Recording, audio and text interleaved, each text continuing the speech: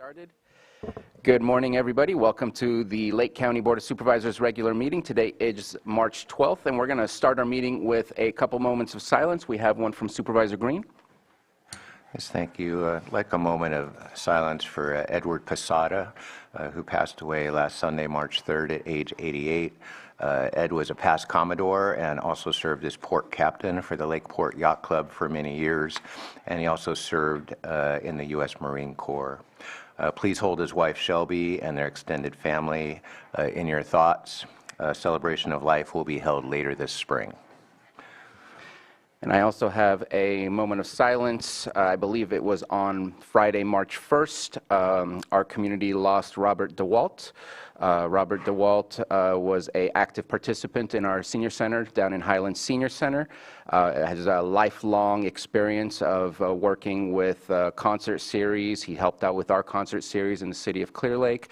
He was also a part of PEG TV for quite a long time, and unfortunately passed away on March 1st. Has passed the torch to his son for Thomas DeWalt, who works with us on PEG, but this is very close to a lot of our community and close to a lot of our committee groups as well. So I want to hold him in our thoughts and our prayers.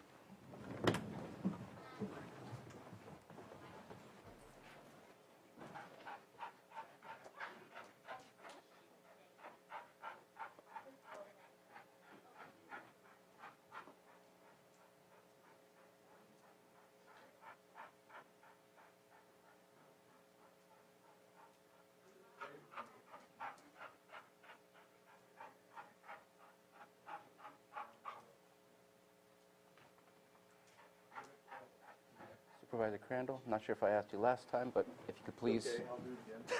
If you could please lead us in the pledge. I pledge allegiance to the flag of the United States of America and to the republic for which it stands, one nation, under God, indivisible, with liberty and justice for all. Thank you very much. Let's go ahead and keep going on our agenda. Do we have any extra items from staff or board members that did not make it on the posted agenda? We do not. Okay, and seeing none from board members, we'll go ahead and move on to the approval of the consent agenda. Are there any items that any board member wishes to pull for further discussion or further future agendas? I see none. Let's go ahead and open it up for anyone within the public that wishes to pull an item from the consent agenda. I see no hands in the chamber and no hands on Zoom, so bringing it back to the board for action. Move to approve the consent agenda as posted. Second. We have a motion and a second. All in favor? Aye. Aye. Any opposed? And motion carries. We're going to move on to our 9:02 a.m. item, public input. You'll have 3 minutes to speak on anything not related to an item on our agenda. If it is on the agenda, please wait for that item to come up. I do have Tracy McMahon, if we can start there.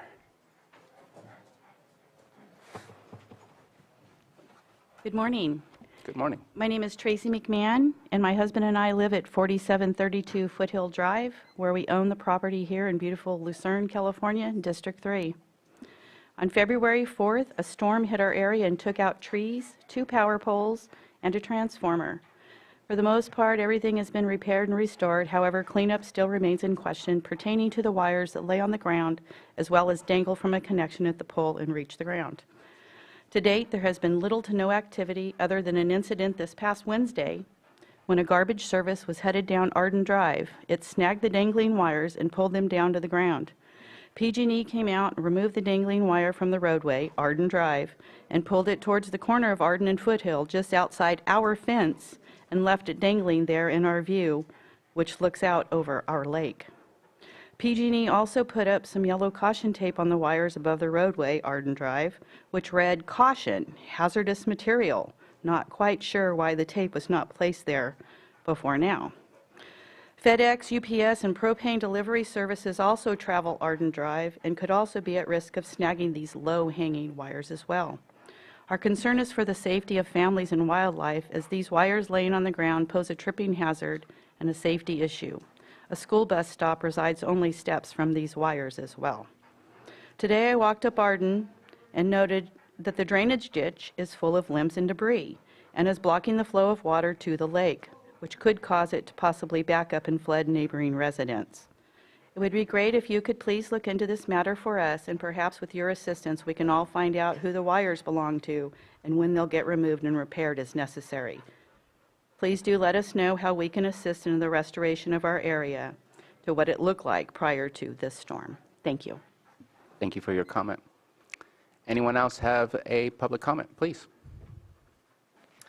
Yes, good morning, everyone. My name is Karen Mantelli, and I live in the vicinity of where Tracy just spoke. I live off of Roland, which connects down to Arden Way. I go for walks down there all the time, and this storm brought heavy winds and rain, and that caused that poles to be torn down and to break down, and then they came and repaired it. When I walked down there right after the storm, I talked to some of the PG&E personnel that was there, and I jokingly asked them, I realize this is a county unmaintained road, if they would be able to put in a little bit of gravel or be able to straighten out the area of the roadway. And the supervisor that I talked to informed me that they can only repair or take care of and clean up what they have left or what they have disturbed. The wires that are laying there still after installing 2 new poles are still there. That was caused by them. They took those wires down, and those wires are still there. There are 5 families that live in that area. 3 of them have children. I spoke to one of the homeowners there, and her 6-year-old son was just out playing, as children do, and he tripped over one of those wires. I don't know the length of the feet of where those wires are, but to me they do pose a safety issue, and I am asking if the board can look into who can help take care of this. It appears that PG&E did cut those wires down, and when they repaired and put those new poles up. So I'm asking if someone somehow or your staff can look into that. I did place a call to the Office of Emergency Services. I left a message last week with someone, but I've not had a phone call returned about this. So I feel that the safety and the welfare, which is what you govern of our county, is not being taken care of. And I ask if someone and your body or your staff could look into taking care of this hazard that is in our area. Thank you. Thank you for your comments. Any further comments? Yeah, I'm in the district. It's my district. So what we'll do is we have a new liaison for PG&E as well. So if we can touch base, I know my cards are out there. Let's touch base. Call me, or I'm in the area of Lucerne as well. So if you text me or email me or call me, we'll set something up, and we'll get a hold of PG&E. Thank you. Any other public comment? Please. Please, come on up. Yeah, to the microphone. Anyway, good morning. I'm Tammy Majeski, and I was staying at the homeless shelter there in Lakeport. And I got hit, and my 4 tires got slashed. And there's nothing on camera. I never hit the supervisor. They said I did. I've been living in my car now for about a month and a half. And what's going on there is unbiased. And I asked her, I never hit the supervisor, and they don't have cameras outside to show who slashed my tires and hurt my car. And the cops came out, and the cops told me to take a cool down, so I took a cool down, and they came out and they said, you can stay. So I stayed, and then 4 days later I was told I hit the supervisor. I never hit the supervisor. I'd be foolish, and I'm 56 years old. I just don't do that. And I said, well, where's the proof? And they said there's no proof, and I was exited. So I have been living in my car. I have pretty much a broken back and a brain tumor. I'm scared for my life out here, and they know that, and they won't let me back in. And I need accommodations. And what's going on at that homeless shelter is there's a lot of dope smoking out there, a lot of fighting, and I'm for 2.4 million, you would think there'd be cameras. So I'm going through my car insurance and things like that. But in the meantime, I'm homeless, and that shelter was, a way for me to get on my feet. And I asked, where's the proof of me hitting the supervisor, which I would never do. And just common sense. And 4 days later, they told me to leave.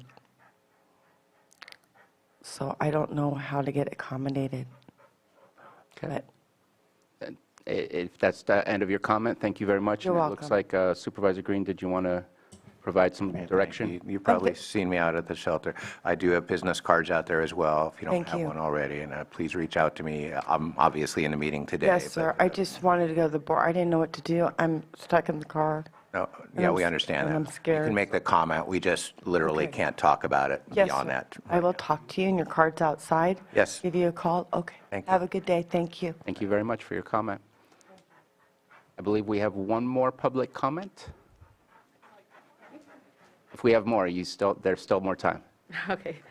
Thank you. My name is Angela DePalma-Dow. I work in water resources as a program coordinator, and I wanted to make an announcement that this Wednesday, we are holding a Water Quality Wednesday. It'll be about the birds of Clear Lake. So these are open, free forums. They're available online through Zoom, Facebook, and also we'll be going out on PEG TV Live. And so we haven't had a Water Quality Wednesday in a while. This is probably about our sixth one. We cover things like shoreline management, cyanobacteria, algae in the lake. We had one on Clear Lake Hitch in January 2021. And so, yes, all the information's here on our flyer, and we're really excited to have guest speakers at the Birds of Clear Lake from Donna Makowitz. She's part of Redbud Audubon Society, and then we'll have Introduction to Grebes and the Ecology of Grebes by Dr. Scott Butterfield and Dr. Floyd Hayes. And Floyd Hayes has actually been doing research in Clear Lake for many, many years, turtles, grebes, birds. And Dr. Scott Butterfield and Dr. Hayes are going to be proposing a Blue Ribbon Committee project to use grebes as indicators of water quality and restoration in Clear Lake. So we'll get a little tidbit about that project, and any questions that people have about birds or about the relationship with birds and Clear Lake and the surrounding environment. This is a great forum to get some expert opinions as well as some really cool photographs and videos of birds out on Clear Lake.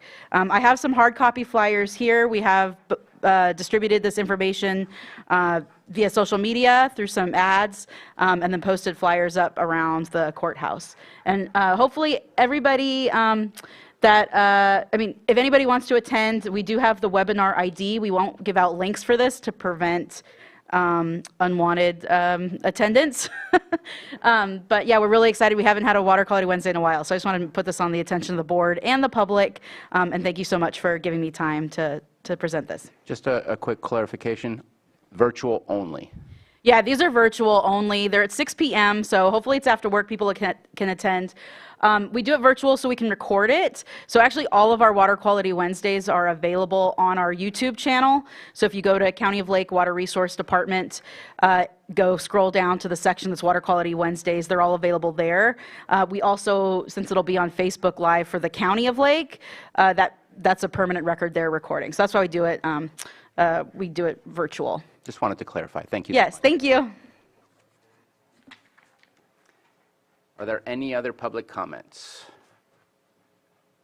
I see none in Zoom room and in the chamber, so we'll go ahead and move on to our 9:03 a.m. item, Pet of the Week, and I believe we have Officer Kopis today. Sounds like that guy's thirsty. Did you guys run here?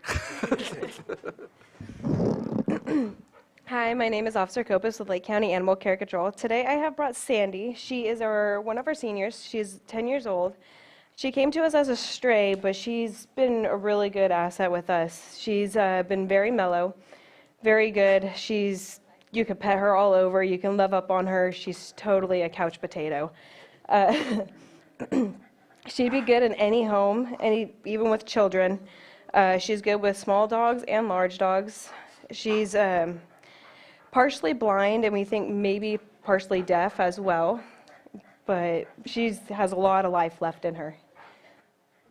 We are located at 4949 Helprush Drive in Lakeport behind the county jail. And if you guys just want to call, we have 707-263-0278 for the phone number. If you have any questions, concerns, or anything like that, you can always give us a call. Thank you so much. Thank you.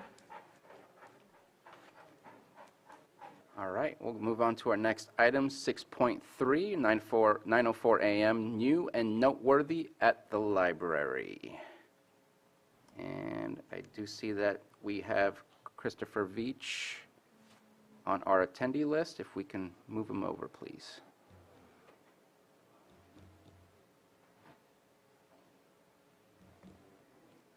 Hello. Good morning. Good morning. Thank you for giving me a moment to talk about what's new and noteworthy at the library. Just getting my background set up here so that we can talk about our book for this week. So this month, in honor of Women's History Month, I want to highlight The Women by Kristen Hanna. Kristen Hanna is an award-winning author of more than 20 historical fiction novels. Her latest novel, The Women, reveals the contributions and sacrifices of American military nurses in the Vietnam War. It follows 21-year-old Frankie, a California native who was inspired to enlist after her brother left for the war. It follows her for over 20 years, from landing in Vietnam with very little training to returning home to an America that doesn't recognize or understand her military service. Kelly Dykes from the Southern Bookseller Review writes, "Like most of Kristen Hanna's novels, The Women not only taught me about a time period, it made me feel it. She somehow manages to make you feel like you have experienced an entire life, full of rich experiences with everything explored." The Women by Kristen Hanna is incredibly popular in our library, with over 500 people waiting for the 275 copies we have available through our system. You can request The Women or other titles through our online library catalog, which has the combined resources of Lake, Sonoma, and Mendocino County library systems. Requesting items is completely free to library patrons, and items are sent to your local branch for you to pick up. We also have more titles available on display for Women's History Month in our branches, so please come view those as well. And then here I have a picture of our beautiful carpet at Redbud Library, because I want to announce that starting March 18th, our Redbud Library is getting new carpets, but will remain open throughout construction with limited service. Patrons can still return books, check out holds, and get help from library staff. But library events, browsing the collection, and access to public computers will be limited throughout the installation, which is planned to last for about 3 weeks. Our Middletown Library is also undergoing minor construction with a reconfiguration of its circulation desk, but we don't believe this will impact any services at this time.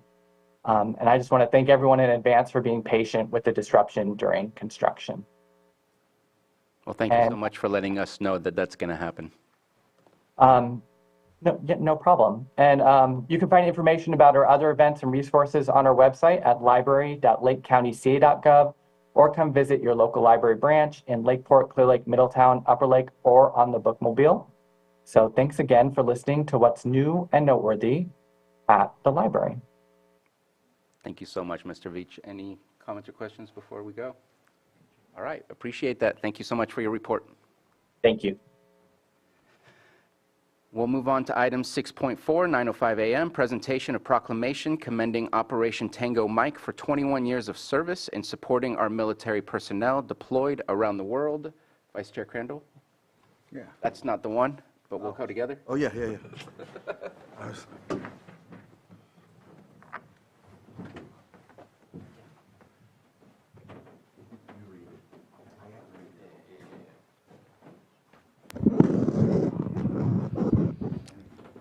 Thank you for joining us. So this is a proclamation commending Operation Tango Mike for 21 years of service in supporting our military personnel deployed around the world. Whereas Operation Tango Mike has supported deployed military personnel throughout Operation Enduring Freedom, Operation Iraqi Freedom, Operation New Dawn, Operation Onward Liberty, Operation Odyssey Lightning, Operation Inherent Resolve, and Operation Freedom Sentinel. And whereas Operation Tango Mike has shipped more than 26,000 care packages to deployed personnel and assisted multitudes of military families. And whereas Operation Tango Mike coordinates annual collection and distribution of Christmas gifts and school supplies for military families. And whereas Operation Tango Mike has coordinated and hosted many welcome home celebrations and ceremonies for returning troops. And whereas Operation Tango Mike has assisted in honoring 3 of Lake County's fallen heroes in the global war on terror. And whereas the Secretary of Defense has recognized families and community members as the power behind the power. And whereas Operation Tango Mike fills a crucial role in supporting family members and loved ones of our armed forces and provides a compassionate community and incalculable moral support to families and loved ones. And whereas Operation Tango Mike will mark 21 years of unwavering support for military personnel and families on March 12, 2024.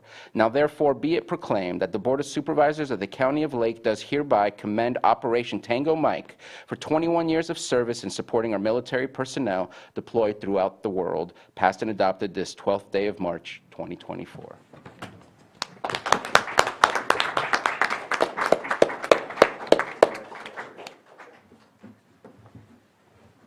I'd like to thank the board for this recognition and to say, for those that don't know, Operation Tango Mike is an all-volunteer nonprofit, no paid staff.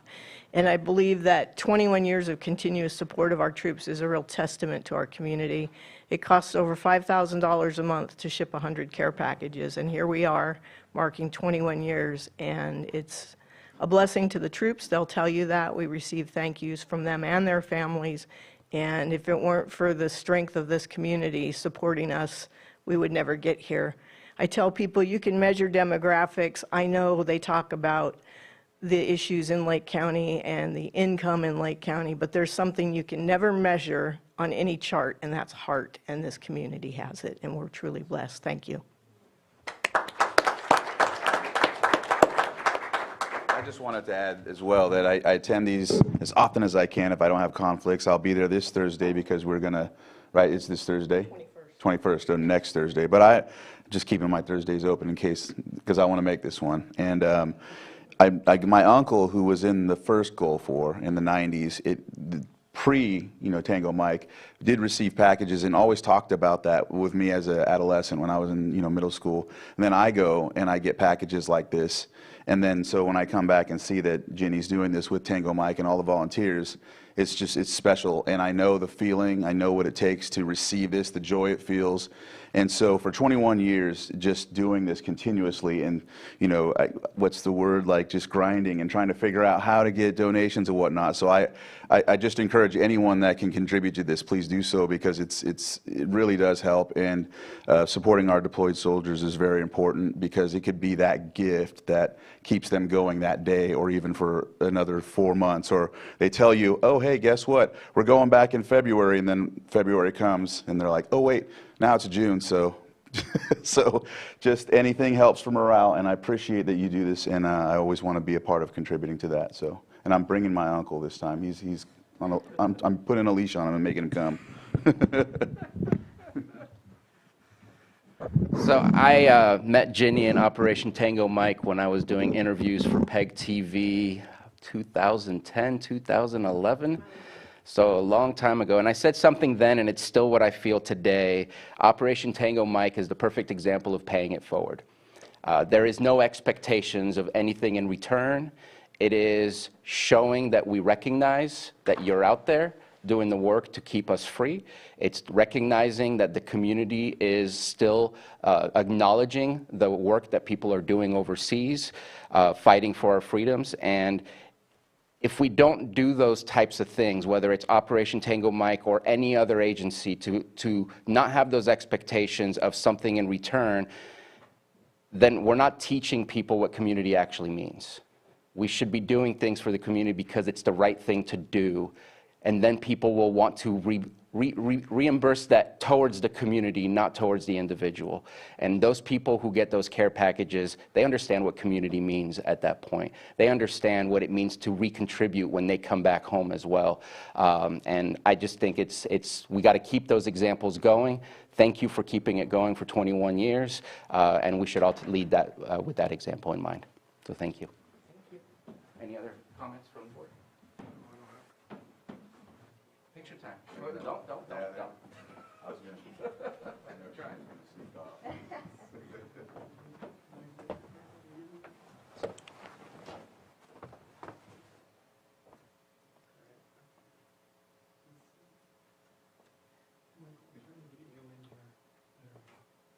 All right, thank you. Talking, snapping. That's right. Pancake breakfast, what's the address? Presbyterian Church in Kelseyville, pancake breakfast. Hot Cakes for Heroes, 8 to 11 a.m.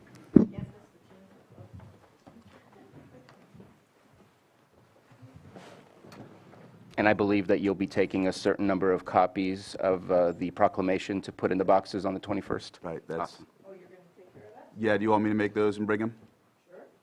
Saves some tangle mics. There we go. Thank you. Thank you. Better list that down now.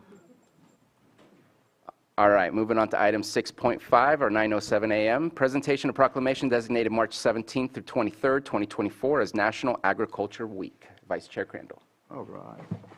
And please come on up. I know we have a group.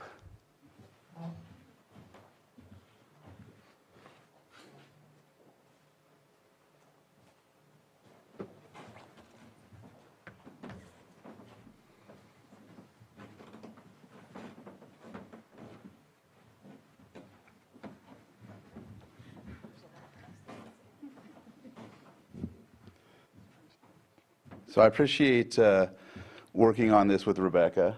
This is a very important proclamation, and for me, it's even more special because when I took the Ag Venture class with the group, and I didn't really understand a lot about ag. I'll be honest. I grew up not doing anything on ag or nothing. So I might have picked walnuts with a buddy of mine in Upper Lake, but I didn't really know what I was doing. So.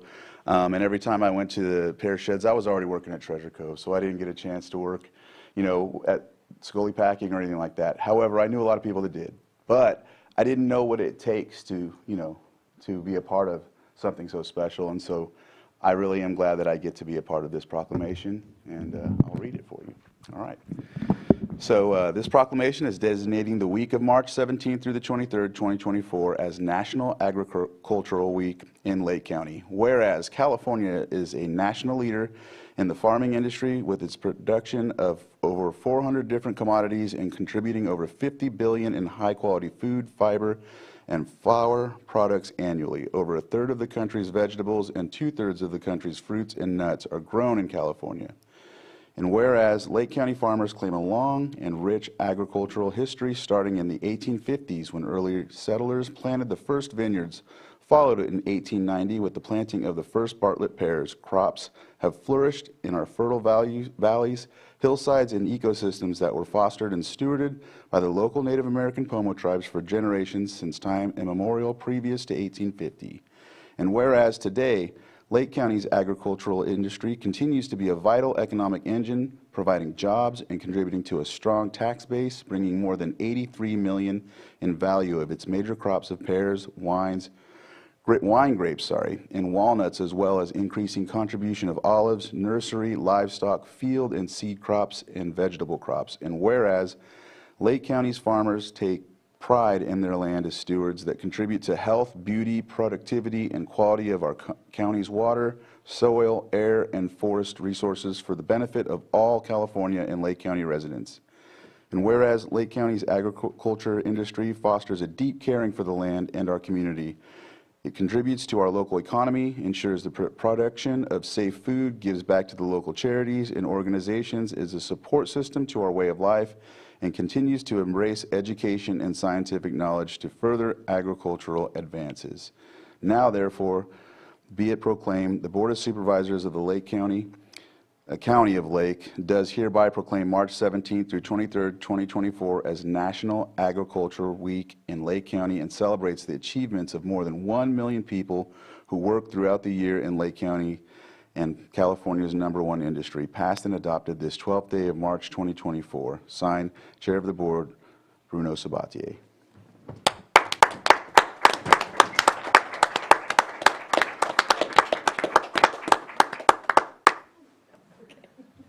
Thank you. Yeah, so I'd like to thank EJ and Bruno for working with me on this proclamation. As many of us may know, agriculture is a really crucial part of our community here in Lake County. And there's something really special about the agriculture community. Bruno mentioned earlier about heart. And I think that that's something that the agriculture community also shares. You see it a lot in emergencies, but the agriculture community really supports our community as a whole and shows up big when it matters. So I think that it's really important that we continue to support, honor, and protect agricultural ways of life, tradition, and culture as we continue to move forward. Thank you.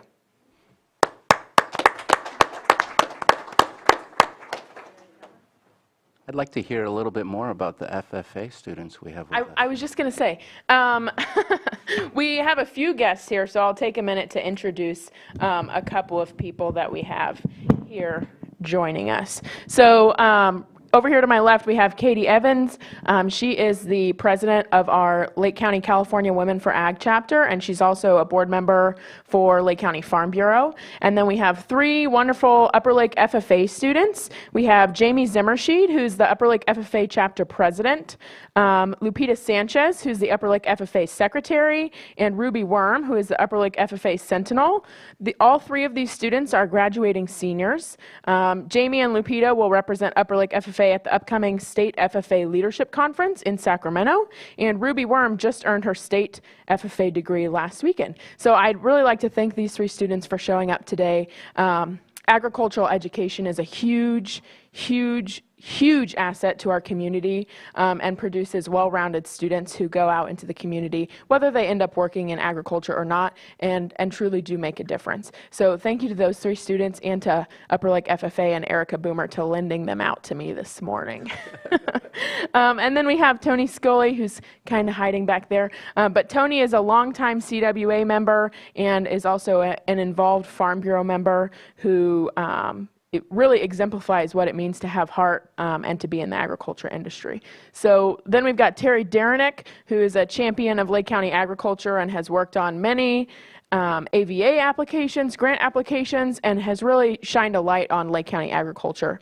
And then last but certainly not least, we have Ms. Sharon Zoller, who is our past statewide CWA president, an involved Farm Bureau member, and I could go on and on about her achievements. So also, all three of these ladies, as of April, will be recognized as Common Threads North Awards winners, which Common Threads North Award winners are ladies who have exemplified service and achievement in the agriculture industry and been champions for ag. So really special that we have all three of them here today as well. So thank you.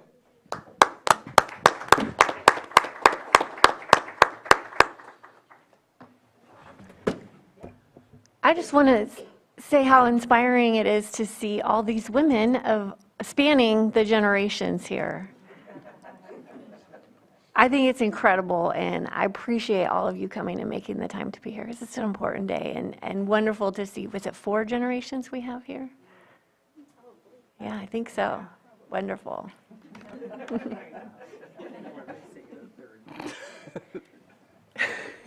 Yeah, Women's Month and Ag. Yeah, Go Women in Ag. That's right. there you go. I just want to make a comment as a Board of Supervisors coming on, the Ag Venture class that's put on. You know, I was able to go through that with, you know, seeing everything that Tony did, seeing everything that's done in the agricultural community here for Lake County. It's just a great educational tool to understand what is happening and the powerful industry that ag is here in Lake County. So I appreciate that. And I was educated just like EJ. I picked walnuts as a young kid because you get $3-4 a bag or whatever, so we were making money. But understanding the opportunities, the job creation, and then obviously following along with the FFA program that is just phenomenal in Lake County through all the schools. I just want to thank you very much for that, and thank you for that educational process that you allowed me to be a part of, so thank you. Thank you. Any other comments before we take pictures? Just want to thank the leadership of our ag industry here. There's been a lot of difficult conversations lately, and I want to say that the conversation has been helped out by the leadership in ag. I really feel that we're looking for common ground, and we're looking for ways to move forward. Just appreciate what it means for all of us here in Lake County, so thank you so much. Oh, please, come on up. Sorry, I wasn't looking out that direction. Thanks everyone for being here, and I just, on behalf of Blue Zones Project, our work is to help make the healthier choice the easier choice, and thank you for everyone in the trenches and for the board, your leadership. You make it really easy for us to support promoting local food systems, strengthening them, ag. We really appreciate all that you do, and we appreciate everyone who's here today. Thank you. Thank you. Any other comments before we do a photo op? All right, let's take a picture. Would you mind taking one on my phone also?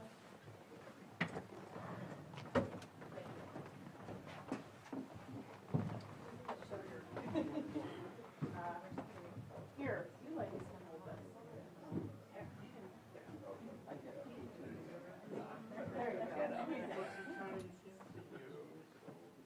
Find a window, Tony. I got it. There we go. Okay, ready? I think we have everybody. Ready? Here we go. Let's do one more. Okay. Don't go anywhere, I'm going to join in, sorry. Yeah. Get in here. Fiercely self-help. Okay, so everybody's still seeing? Yes, we're still seeing everybody. Let me, one sec. There we go, thank you. Okay, let me make sure I got it. Got it. Oops, sorry. I don't got it. Now.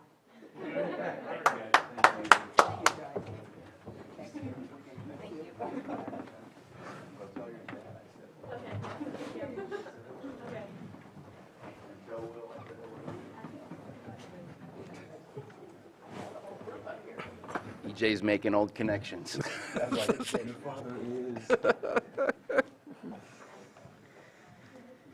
All right, thank you. We're going to move on to our next and last proclamation, 6.6, 9:09 a.m. Presentation of proclamation designating the month of March 2024 as American Red Cross Month in Lake County. And we have 2 Red Cross members. Please come on up.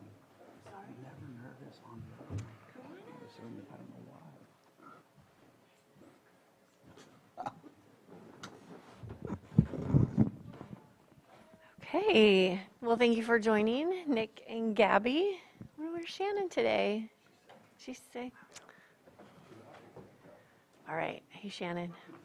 All right, Board of Supervisors, County of Lake, State of California proclamation designating the month of March 2024 as American Red Cross Month in Lake County. Whereas during American Red Cross Month in March, we recognize the compassion in Lake County and reaffirm our commitment to care for one another in times of crisis. And whereas the generous spirit is woven into the fabric of our community and advance the humanitarian legacy of Red Cross founder Clara Barton, one of the most honored women in our country's history, who notably dedicated herself to alleviating suffering. And whereas today the kind-hearted individuals in our community exemplify Barton's commitment as they step through the Red Cross to provide a beacon of hope for our neighbors in need through voluntary and selfless contributions, whether it's delivering shelter, food, and comfort during disasters, providing critical blood donations for hospital patients, supporting military families, veterans, and caregivers through the unique challenges of service, saving lives with first aid and CPR, or delivering aid and reconnecting loved ones separated by global disaster. And whereas we recognize this month of March in honor of all those who lead with their hearts to serve people in need, and we ask everyone to join in this commitment to strengthen our community. Now therefore be it proclaimed that the Board of Supervisors of the County of Lake does hereby proclaim March 2024 as Red Cross Month and encourage all citizens of Lake County to reach out and support its humanitarian crisis or mission. Passed and adopted this 12th day of March 2024.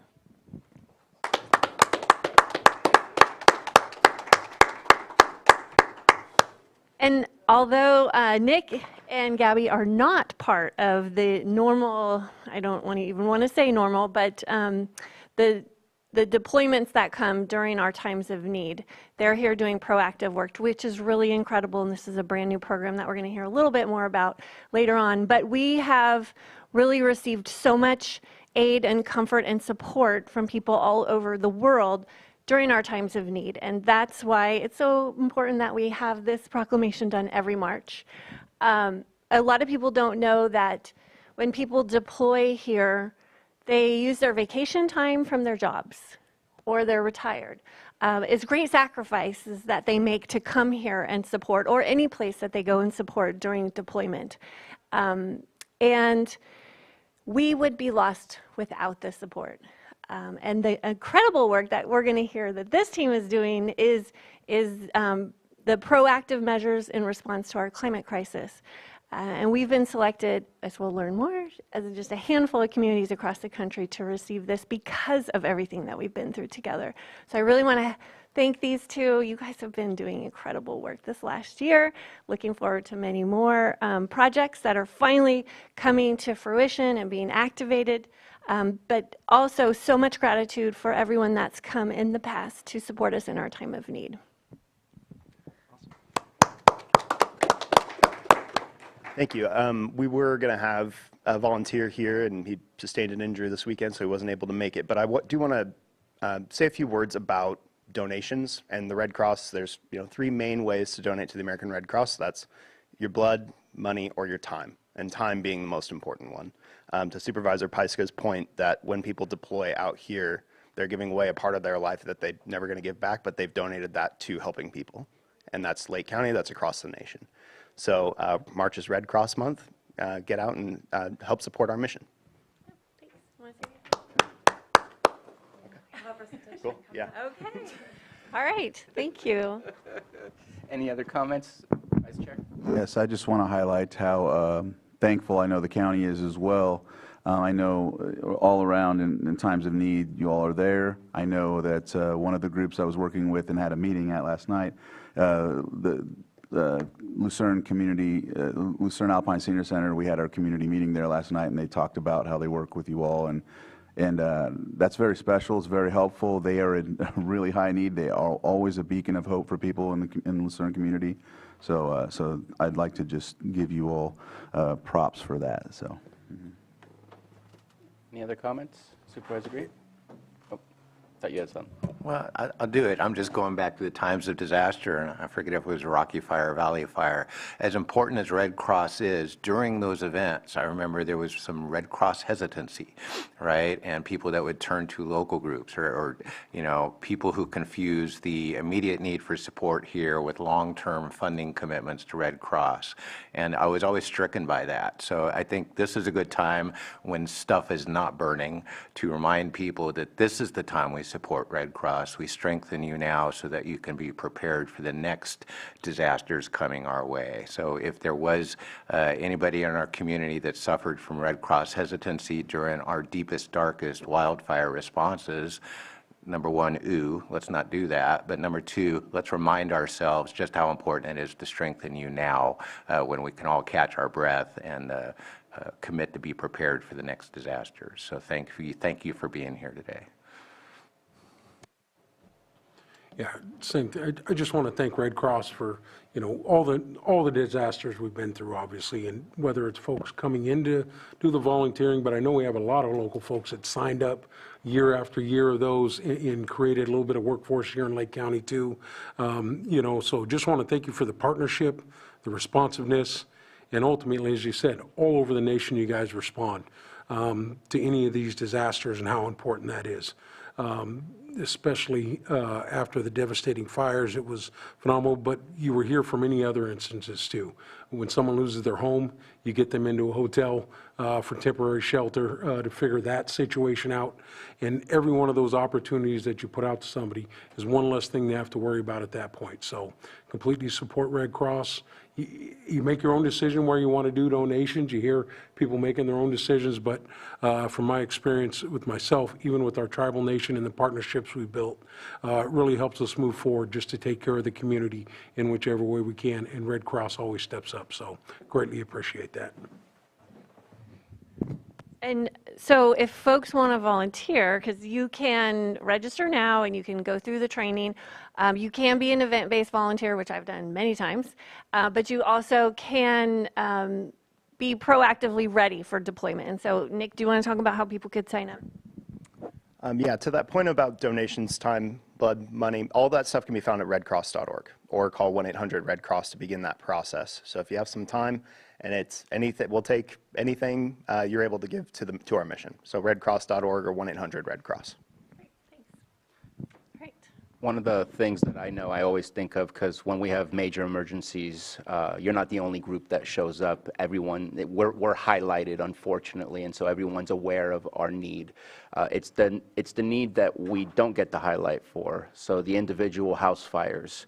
I make calls to our fire district or to our city saying, hey, there was a fire last night. What can I do? Don't worry, Red Cross took care of it. You guys are always there, and I think most people don't see that. And I know that to me, it's kind of the underlying work that you do all the time that people don't see versus the obvious that they see when we have an absolute disaster, which is appreciated that you're there for those two. But I know that the 365 days a year, you guys are there for everything else as well, and that's not to be forgotten and absolutely appreciated. So thank you so much. Picture time. We're going down.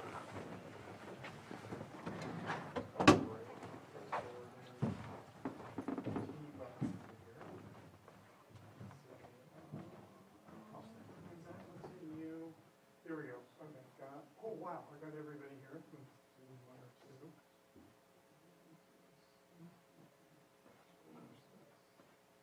Okay. Thank you so much.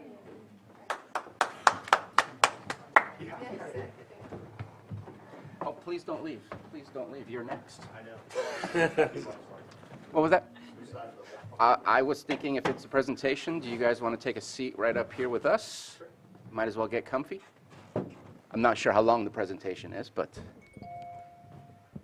So we're going to move on to our next item, 6.7 or 9:10 a.m., consideration of presentation of the American Red Cross Community Adaptation Program.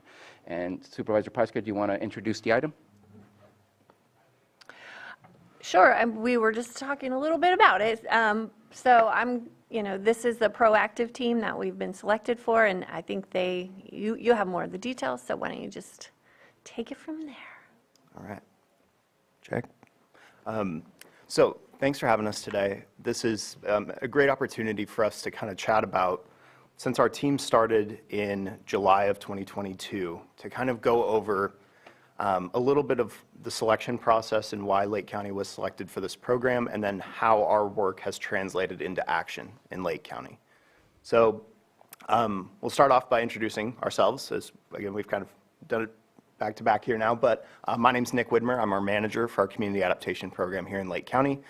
Sitting next to me is Gabby Perez, who's one of our coordinators, and then we have Pastor Shannon Kimball, who is our second coordinator, who is unfortunately sick today, but I'm sure most of you know her.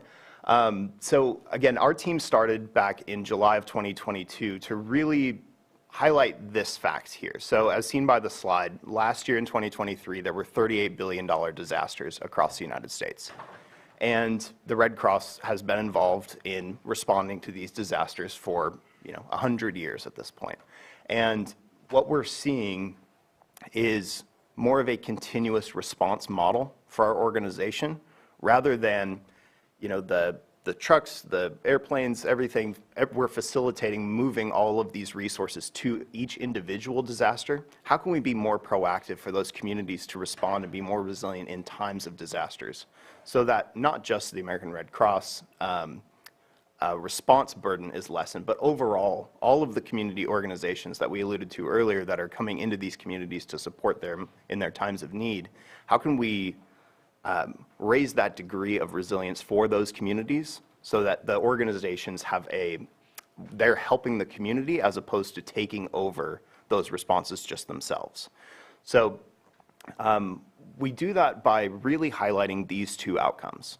So our program boils down to this, and it really comes out of an idea that really came about.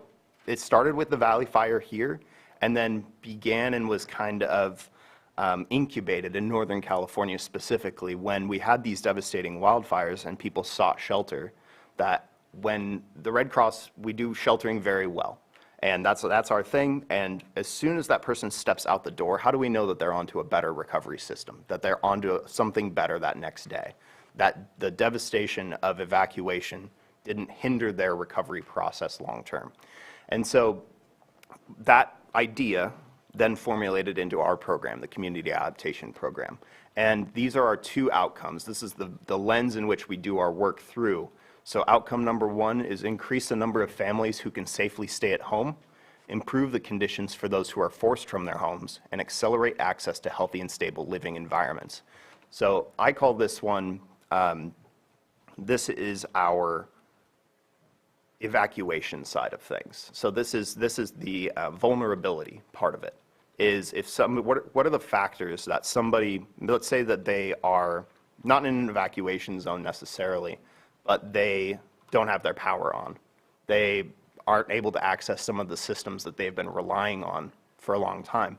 So in those times we wouldn't call it necessarily a declared evacuation disaster, but it's a disaster for that individual, right? They aren't able to rely on that system. So in our outcome number one objectives, we really do take a look at what are those systems, how can we strengthen those systems, and how do we support those partners that are interacting in that system to make sure that they're able to provide those services in times where that system is stressed.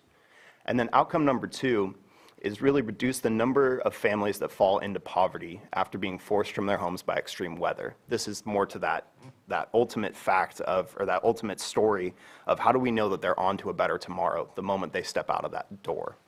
And so outcome number two is really all about when we frame our social service system in the context of disaster, of evacuation, of Valley Fire, of Rocky Fire, of these kind of things that Lake County is very familiar with.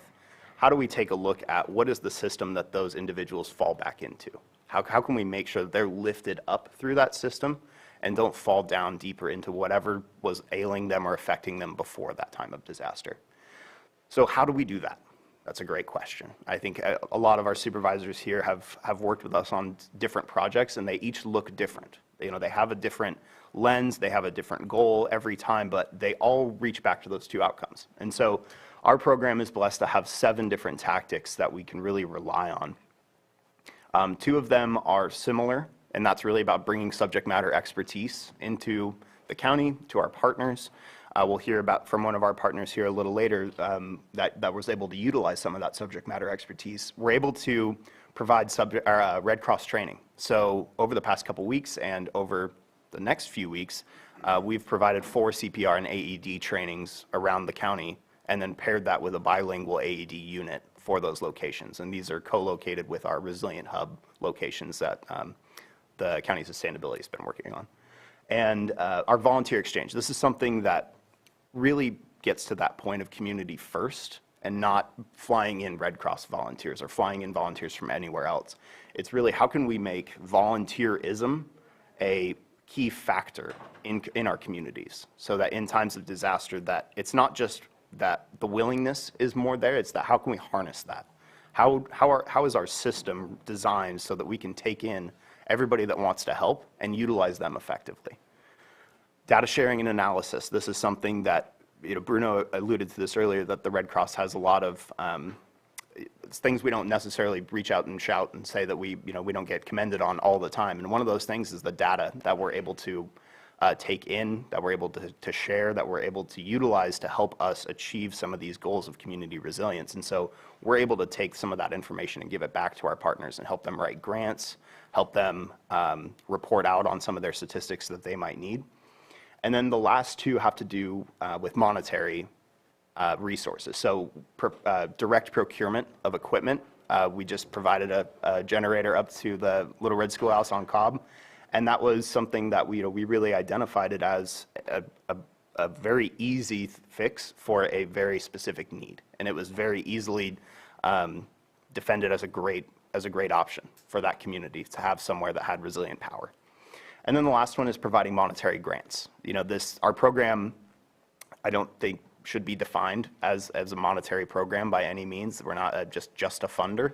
It's really about the collaboration and then utilizing these resources to help those partners to achieve their goals. And so I'll pass it off to Gabby here to talk about some of our partnerships. And to hello everyone, my name is Gabriela Perez. I go by Gabby because I'm not in trouble all the time. And this is the slide that I would like to end with because collaboration and coalitions is what we are all about. And we are very proud to say and honored to be a part of this groups of folks that have been very kind with us, just letting us kind of support them and help them throughout. Not saying that these groups weren't here before by any means, and that's why we are here, because we want to enhance this response. Not one agency has all the answers, and we are very aware of that, and we recognize that it's the community and the day-to-day responding to this continuous activities, right, that are happening, like home fires, but also the wildfires, right, and things like that. So this is what is going to make us stronger, and this is where we are putting all our efforts into. So we are very, very proud to be a part of other ones that we have not mentioned here, such as the Food Policy Council, for example, that I am very honored to be a part of. Thank you so much. And others like the Lake County Community Foundation, right? That is we're really excited to see them begin and hopefully thrive soon enough. But it takes time and it takes a village, it takes a community, right? And that's what we are here for, to support Lake County. So thank you very much for your time and all your support. Thank you very much for your presentation. Supervisor Pyska. And can you talk a little bit about this program nationally, like why were we chosen, what other regions were chosen, the time frame, and the investment? Sure. So there were originally 8 locations chosen across the United States, and really the big defining factors were risk for disaster, and that's not any particular disaster by any means. The original 8 were us in Butte County in California, Terrebonne Parish, Louisiana, Mississippi County, Arkansas. I'm going to forget them. But they're all over the nation. That was the big thing, is that we wanted to make sure that when this program was new and being piloted, that it was able to be effective across localities, across different risk factors. So there was that risk factor, and then there was a socioeconomic vulnerability, social vulnerability score. And social vulnerability really ties down into that objective number 2, or outcome number 2, that people that are affected by disaster aren't falling either further into poverty or into poverty because of evacuation. So those 2 factors combined, and then also trying to merge that with different Red Cross regions across the United States. So we are now up to 15 active teams across the United States, and we have 3 more being actively recruited, 1 more being in California, and that's Monterey County, California. And then the other one in California is Tulare County. 3 years or 5 years? So our team will be here. So it's going to be a permanent fixture of the American Red Cross's service systems to our community. The only thing that was tied up was the monetary grants, and the funding allocations had a 2-year funding period, initial funding period.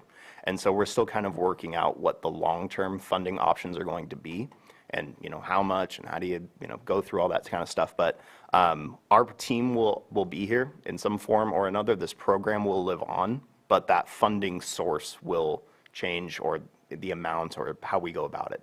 Okay, great. And I think it's important to recognize that once again, our county's been chosen to pilot something, not just from the state, but on a national approach to climate resiliency. And that's really what this program is. We know that we have a very strong volunteer base. We've talked about that all throughout the morning with our different proclamations. That truly is our strength. And I really want to think that that's also why we were chosen, because we have the ability to really carry on this work and provide results and activate. So I'm just really grateful that you two are here today, and I wish Shannon was feeling better and she could be here too. I know this work is really important to her too. I know that she is not on Zoom either, so unfortunately she is missed. Any Supervisor Green? Yeah, thank you for the presentation. Yeah, I'm channeling my inner Pastor Shannon too. So there were some acronyms out there, so I appreciate it. Does take a village. There's a lot of spokes in this wheel, but one of those was COAD. So if you could just give us the 30-second elevator speech about that, if only because I get the emails. There's a lot of community planning going on with that, but I'll confess, I'm not totally self-aware of what's going on with that. So can you just give us a little shout out to COAD?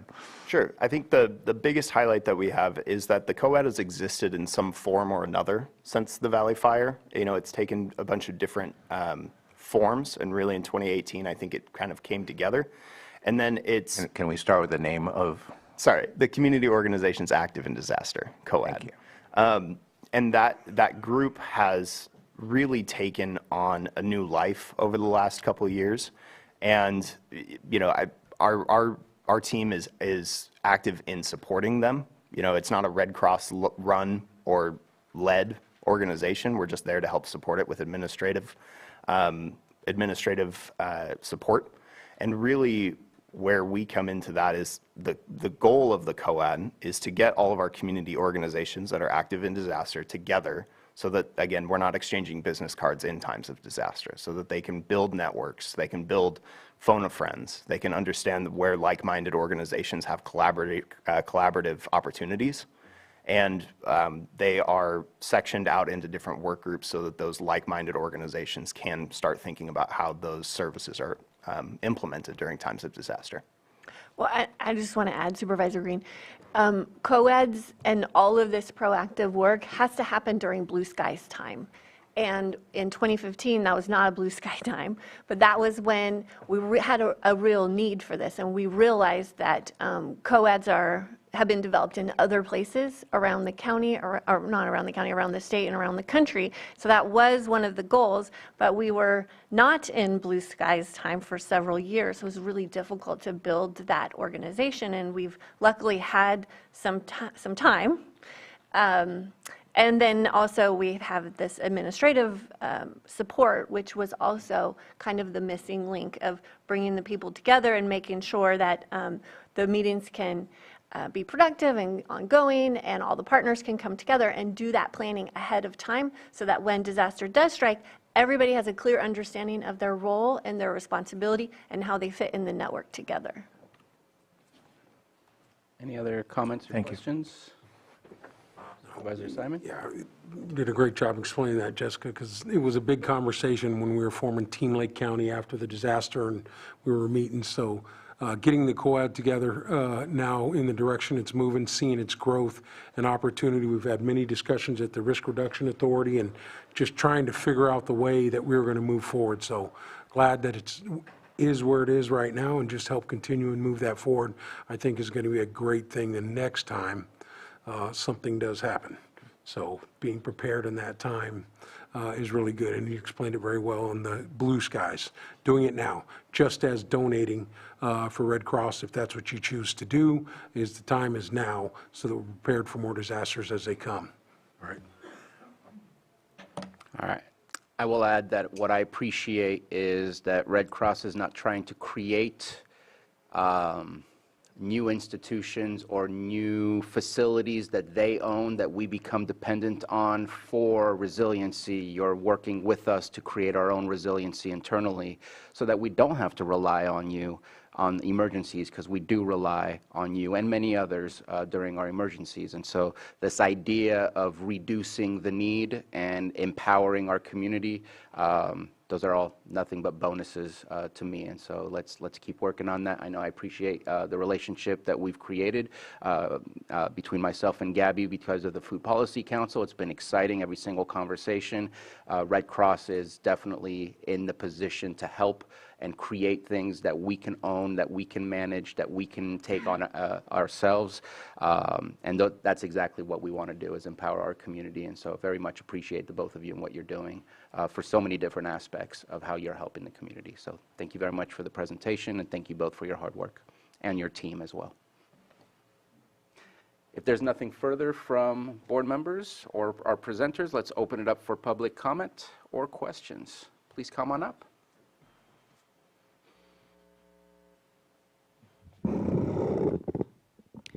I'm Elizabeth Larson. I'm speaking to you today in my guise as the clerk of the session of Kelseyville Presbyterian Church. And I wanted to speak about, you've seen it on paper, but I want to tell you about the real world experience with these folks. They've been amazing. Nick and Gabby and Shannon. This is a real gift to our community. I'm so glad to hear that it's going to stay here in one form or another.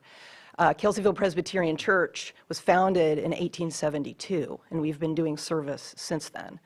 And when we celebrated our 150th 2 years ago, we were looking at how do we expand.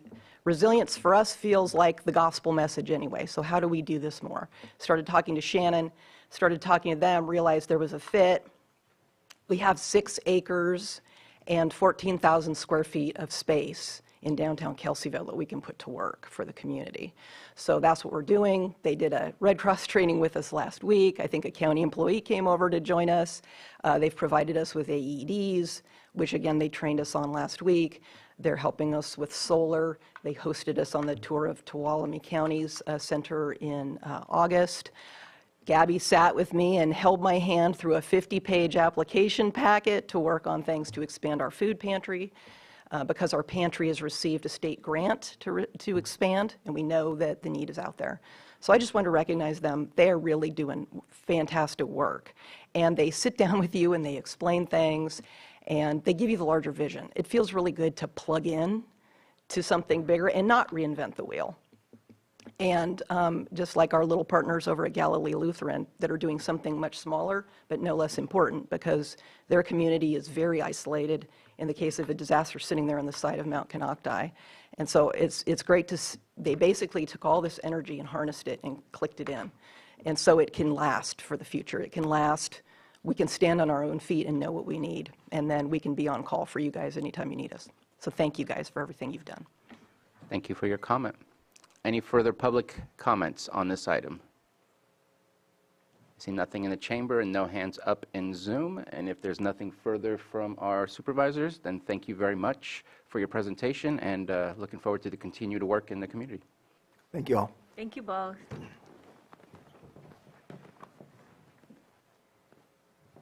We're going to move on to item 6.8, our 9:25 a.m. We are not quite on time, but we'll get there.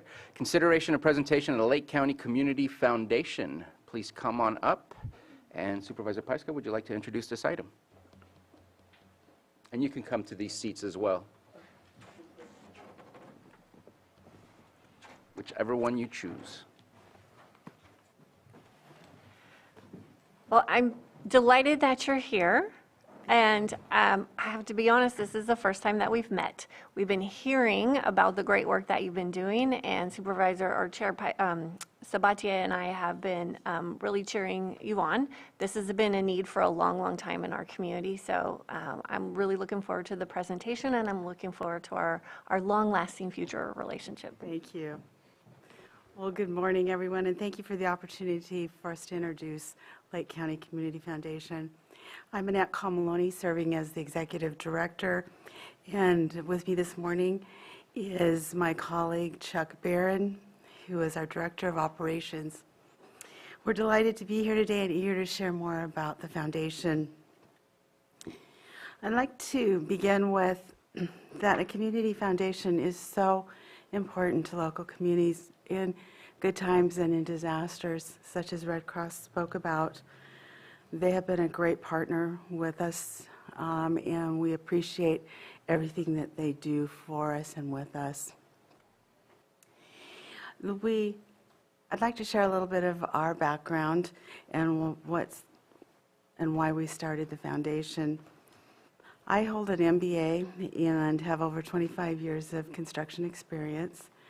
Chuck has over 40 years of experience in construction and has been rooted in the Lake County community for over 20 years. Chuck and I started working together when I accepted a position at Adventist Health Clear Lake Hospital as a project manager. There we did many projects, hospital and clinic renovations, but I think the most important job that we did was when we built the Hope Center. That really ignited a shared passion to do more for Lake County when we did that. So in the early summer of 2023, when we were approached about opening a foundation, we were very excited.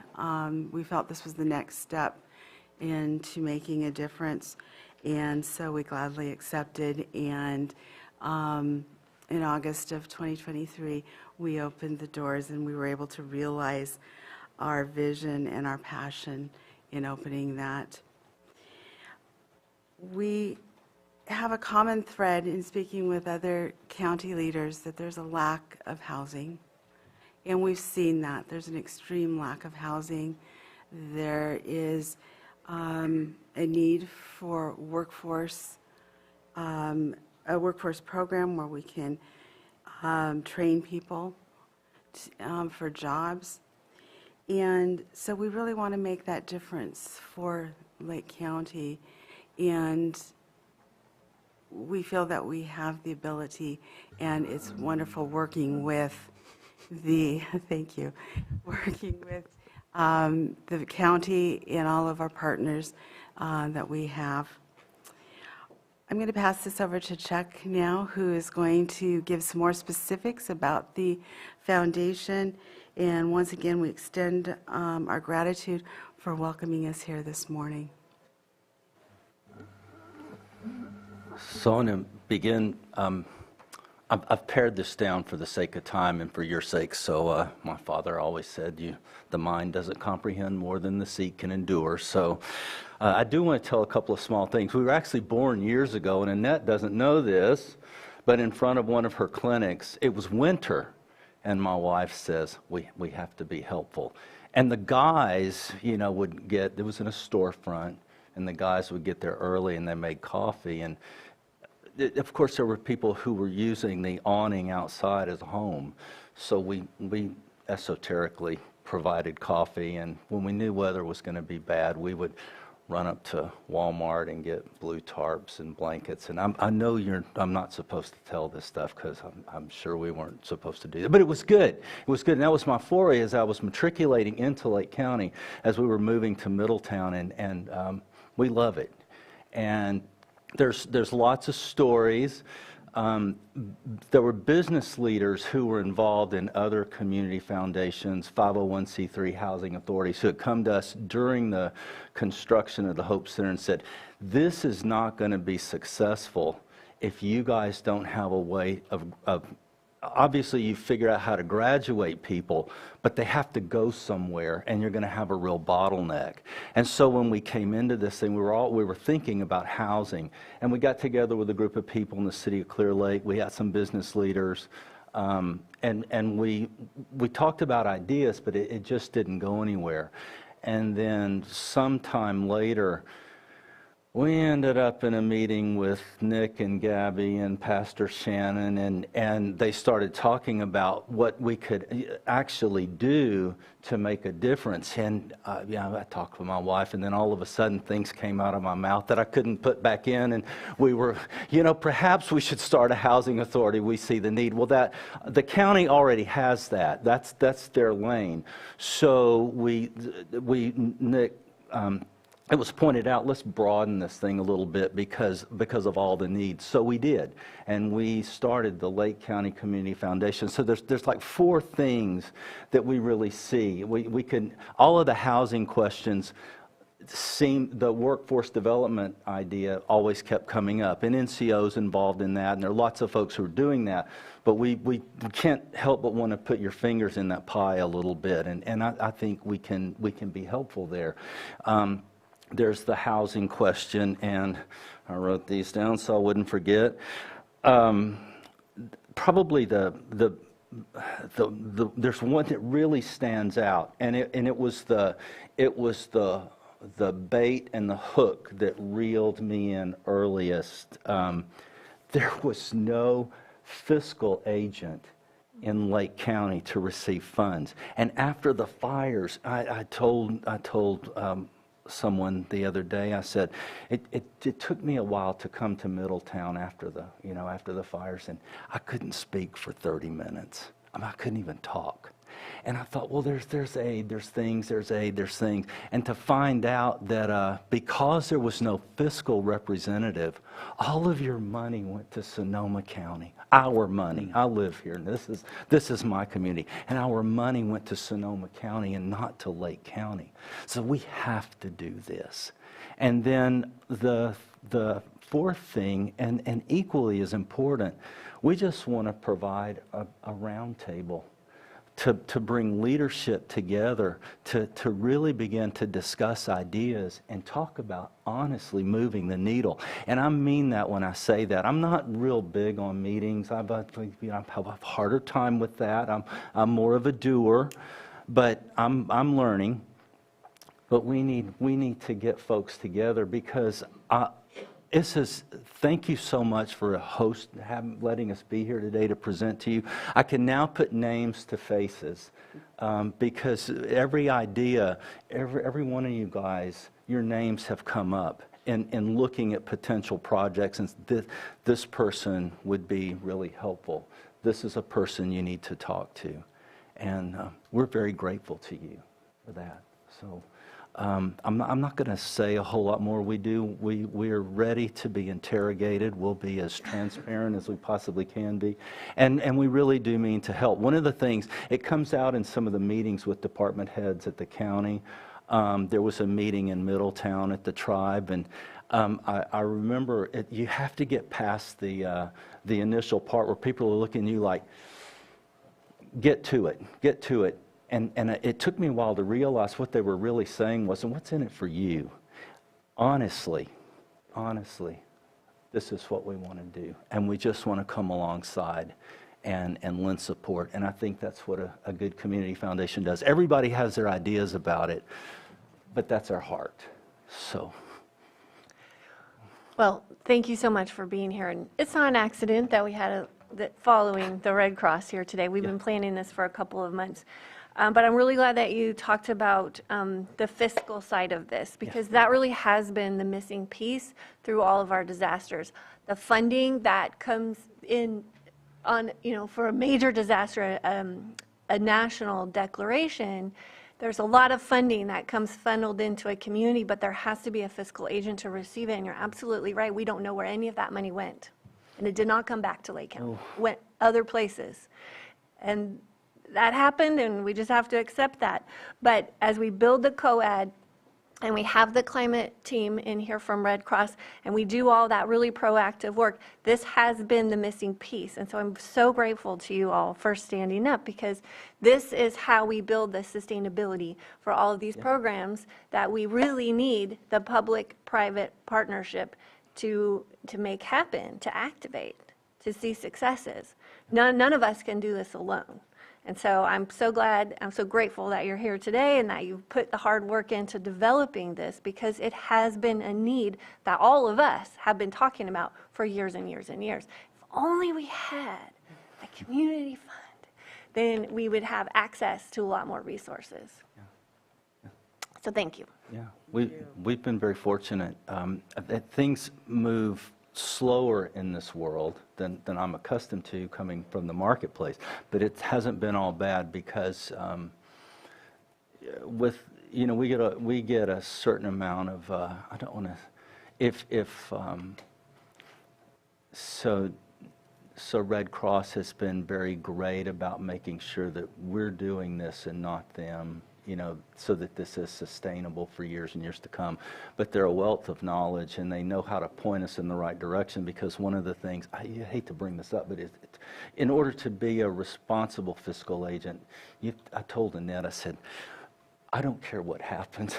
I just want us to be squeaky clean, because I don't I don't want to answer those kind of questions and know that we're not squeaky clean. And we've been able to use this year to make the right connections, get the right accounting, get the right software, and our friends in Calistoga who have their housing authority. He said, what are you using? And, well, we're using QuickBooks. You can't do that. And they schooled us, and we've been really fortunate.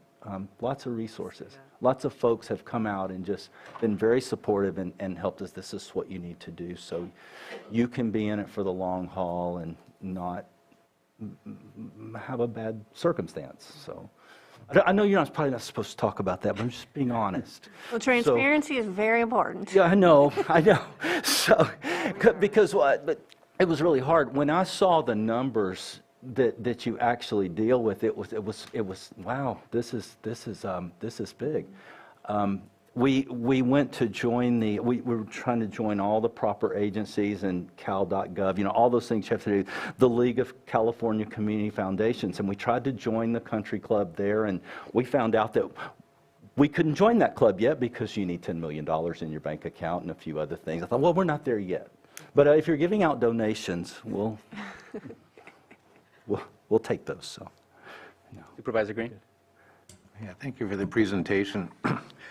You had me at responsible fiscal agent, and for those just tuning in, it's hard to explain why I get excited. Oh, MBA, maybe you got an accountant. Yes.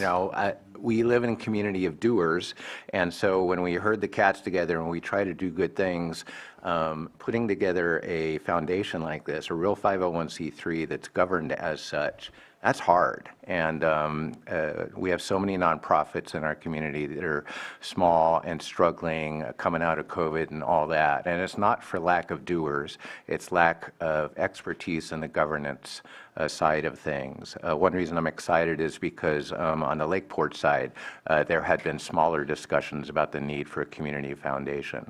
And so I do want to encourage you to do some outreach with the City of Lakeport, the City Manager, Mayor Froyo, and Councilmember Matina, just to introduce yourself and explain what your vision is. Do you have any baby steps of like a mission statement or a website or where people can kind of wrap their heads around about what your longer term vision is? Because I hear housing, that's very important, but also mini grants to some of our struggling nonprofits and stuff like that. There's so much you can do with a foundation. It's such a big subject. So where can people kind of wrap their head around what your initial steps are going to be, your initial next steps? We do have a website. It's lakeccf.org. There you can read our mission statement, our vision, and you can reach out with any questions on that site as well. Thank you. Thank you. Any other comments or questions from board members? So appreciate the time that we had yesterday for the brief moment we were there. There are just a couple of things that I brought up. So I've been trying to craft a community foundation for a while. I have failed to do so. I brought it to Hope Rising multiple times saying, I feel like we are a representation, a cross-section of the community. This might be a good fit. I'm sure they're going to be happy I stopped bringing that to them. But it's been something that's been on my mind. I had lunch one day with the CEO or the president of Sonoma County Community Foundations, who mentioned how much they received from the fires that were supposed to be dedicated for Lake County. And so one of the things that I suggested yesterday, Senator McGuire is very much in tune with the community foundations, has helped us out in the Cash Fire by going to the League of Community Foundations, getting us some of those part of the $300,000. I believe $200,000 of that came through the community foundations to help pay for hotel vouchers after the aftermath of that fire. So he's very well connected. I know at one point when I was trying to figure out how to get it started, I believe it was either Napa County or Marin County was offering to come to Lake County to help us, or at least help the executive group that would be leading the charge of the community foundations to get started. So I think that those were some of the suggestions that I provided yesterday, is have those conversations, see if Sonoma County can take you under their wing, knowing that they've received some of our money and maybe they're able to provide some sort of financial connection or assistance or cosign, whatever the case might be. So those were some of the suggestions, and obviously made sure that whether it's Lakeport, the tribes, or the city of Clear Lake, or Lisa Judd and our administrative staff, to make sure and check in with all of those individuals. Housing, we've already made that a priority for us. We're expanding our administrative office with a housing manager, with strategic plans. You can't have economic development without housing, and you can't have housing without a plan. It doesn't just happen organically, especially in a community like this where we struggle to bring in developers to take interest in wanting to develop in our communities. So I'm looking forward to what this looks like. Yes, it's going to take many, many steps in order to take that full stride and becoming an official part of the League of Community Foundations, but I think those types of visions and those types of expectations should be set, because that's when it really opens itself up to being really the attractive community foundation that has international and national advertisement of this is where you can place trusted donations to help the community. And as Supervisor Green mentioned, it's such a broad swath of things that community foundations can support, from education to seniors to emergency preparation to all kinds of things, housing. And so I'm excited to see what happens. I have no issues or qualms with your priorities that you've set for yourselves. I think it aligns with everyone else. I know the city of Lakeport has been working on housing. The city of Clear Lake has been working on housing. Let's continue those efforts and make sure that we find the successes by all working together and not working separately in silos. So appreciate you speaking to the board, and looking forward to more interactions and more successes in the future. Is there any further comments, Supervisor Simon? Yeah, I just want to say, nice to meet you. I've heard about it. I tried to look at the website and get some information, when I first heard about it. Jessica, I think you were the one who said, hey, did you hear? I never heard of the foundation until it was mentioned. So appreciate seeing your faces, you coming here today and talking about the vision that you want to do forward. But action speaks louder than words. At least you're here in front of us. You created an organization that we can all kind of learn about, work together to grow. But having that Lake County Foundation, you said it very well. We needed those fiscal agents, after the Valley Fire, and we know a lot of funds were funneled to Sonoma, the Redwood Credit Union, some other agencies. They did make their way back into Lake County, maybe not all of them, but I know there were many organizations that came through and donated throughout it. But that was the conversation as we had earlier. The quad wasn't set up, that communication, that, all the pieces in place. So hopefully we can help grow and work together on things, but appreciate it, because it is great to see, and it's great that you're living down in Middletown, obviously, but, we'll go from there.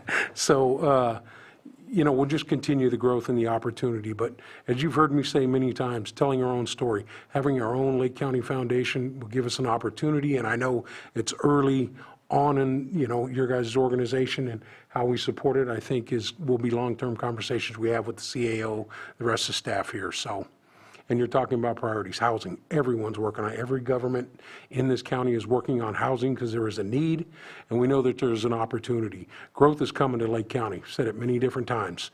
You're going to be moving out of the Bay Area. They're going to be coming this way. Housing sales are still strong here in Lake County. We have a beautiful, beautiful place.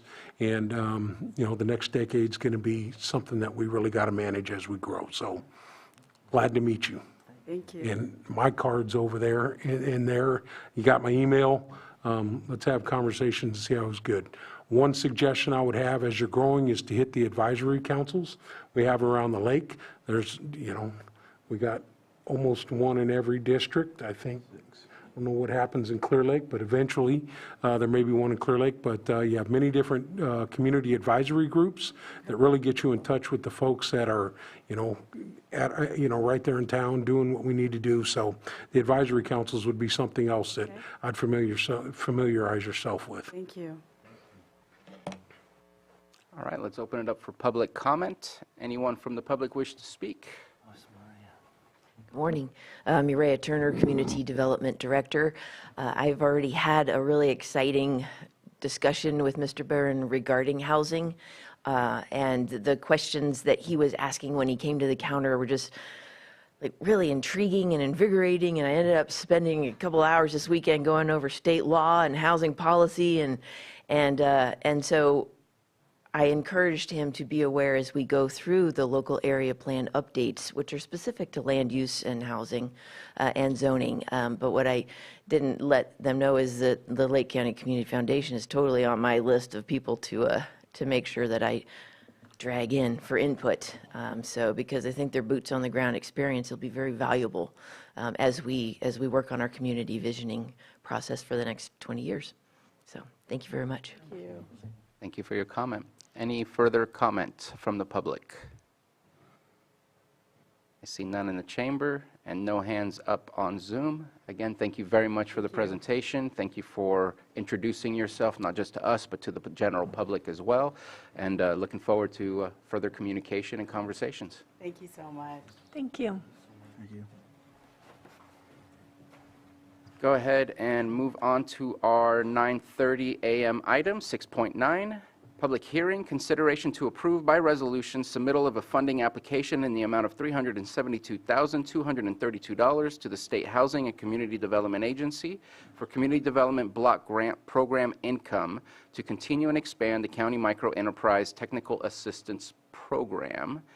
Pass this on to CAO Parker. Not sure if Mr. Lucas is coming up, but he looks like he's not coming.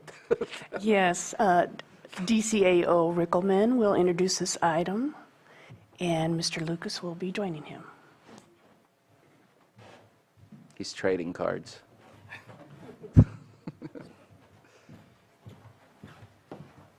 Welcome, Mr. Rickelman and Mr. Lucas.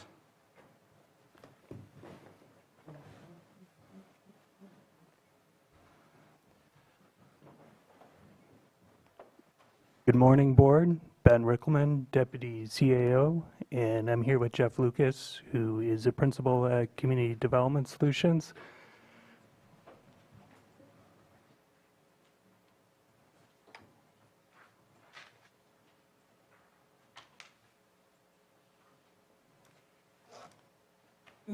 So CDBG, Community Development Block Grant Technical Assistance. Just for program background, the county entered into an agreement with the State Department of Housing and Community Development in 2021. The program became active in 2023. CDS manages the program. This is a picture of one of their classes. They do a variety of programming and one-on-one technical assistance. We think it's a great program to support the small business community here in Lake County.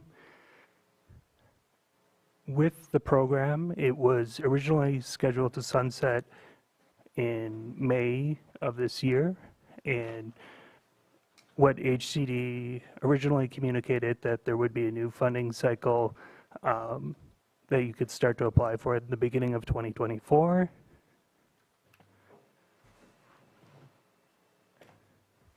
And then what happened is we were notified in December of 2023 that because HCD has a new software system they're implementing, and we didn't get the entire rationale, but that is what they communicated to us, that was going to delay applying for the new funding cycle, and they just kind of gave a rough time frame of summer, fall of 2024. And so that would provide a funding gap in the program, because even though we still have some funds left, around 80,000, how the program language is structured, we couldn't use it. And so if you remember, I came before you in January, and the original plan was to request, and we passed a resolution, a one-year extension using the existing funding, so there wouldn't be a gap in funding, and we could apply that through to about May of 2025. HCD came back and they're not going to allow that. I think hesitant to do kind of one-off county solutions, being a state agency. They kind of want to just kind of move ahead with their statewide programs. But we really want to keep this program alive, and especially the one-on-one technical assistance, I think, is crucial, and having kind of a one-year gap would really hurt some businesses. So Jeff has been in communication with HCD, and this is actually, I think, a much more expansive solution, but it's what HCD is willing to do. So CDS also manages a low-interest CDBG loan program for small businesses. And even with being low interest, it does generate some program income. So HCD has given permission with the board passing this resolution where we can move funds from the program income to support the technical assistance program. And then we're proposing with this resolution to HCD that the program would be extended from May of 2024 to May of 2027. I think that covers most of it, but do you want to just give kind of a small plug with the program itself? Thank you. So actually, HCD, the state, has encouraged us to utilize the program income funds that we've accumulated from past loans in this way. And then more recently, they've noticed us that the next round of application cycles that was postponed previously is now scheduled to open up in July. Hopefully they'll stick to that schedule. And so then we could go forward with applying for funds for housing projects or additional business low-interest loan funds and those kinds of things. So this is a way for us to utilize the funds that we have on hand and expedite the approval, hopefully at the state level, so that we don't have a gap in services. Yeah, and I would just like to emphasize, even with the July funding cycle opening up for applications, by the time HCD would provide awards, that could be several months later. So this helps address that gap. Supervisor Pyska. Well, that's what I was going to bring up. This is notoriously slow funding. So this gap funding is critical to support the small businesses during that time. Is it just for technical support? And then are there any loan funds still available? We have some of our business community in the room here today, so. Yes, we do. So yes, there are still loan funds available. Through the CDBG CV program, there's funding still available through that program for lending. We found quite a demand for the technical assistance, and what we've been doing is combining that with the services provided through the Lake County Economic Development Corporation, and we have a great network with the banks and so on, and the Small Business Development Center, so that we can open up the services to a range of small and mid-sized businesses. It's working pretty good, so we want to keep it going. Great. Well, thank you for this creative solution. Any other comments or questions? And I apologize for not asking this question earlier, and I'm not expecting you to give me a response, but I'm hoping that you can provide us the data. This has been going on for a little while, the technical assistance. Just kind of curious what kind of data you have as far as how this has helped our businesses, that has it increased our tax revenues? Like, what is the return on the investment? It would be really nice to see. It sounds good, it feels good, but I need to know that it is good rather than just technical assistance was provided and it's just a flat line. I'd like to have that data in front of me rather than making assumptions and believing that this is doing what I think it is. Do you have any information, or can you provide that data at a later time via email, and just make sure that we better understand how this technical assistance has aided us? Because I know that, I'm not saying I'm going to say no today, but I know there's a multitude of things that we can use program income for, and I want to make sure that the return on investment is the appropriate use of that program income. Yeah. So every quarter we provide through the county information on those who have been served and the level of service that they've received and the type of service. So what I think what we can do is provide that directly to you, that information. We'd be happy to do this through the administrative office has that data. And if you want additional information, what I can do is go back and we'll prepare a little more information for you as well, and we'd be happy to provide it to you. So currently, for example, we have 42 folks that we're working with. I'll give you an example if that's okay. Please. Sure. So we have an individual who came in, wanted a loan. They have a business in your district. And I think I know who it is. yeah, so these folks are struggling financially. So we looked at the financing, and the loan was something that we are still considering, but they have a credit score that's really low because they've had issues and problems. During COVID, a lot of people, as you know, we all know. And so we have an individual on our team now who can help them with activities that'll actually improve their credit score over time. So by taking care of some of this other debt and other issues they've had in the past, then they're more palatable for a future loan. So that's an example of something that will stabilize that business. And then the loan funds would be used for improvements to their existing business, and that would help generate cash flow. So that's a real practical example of what we're doing. We're also working with several startup businesses in the marketing, use of social media, access to information that otherwise, I mean, they can't afford to have folks who are specialists in website design and so on. So we are able to do that through this program and help them get set up so that they can generate income as a business and become, you know, going from a micro enterprise, a home-based business, and maybe they stay that way, but maybe they build and then they actually end up with a brick and mortar structure. So those are some of the things that we've been doing, and we can prepare more information for you and provide that to you. We'd be happy to do that. And I appreciate the story and the commentary as well.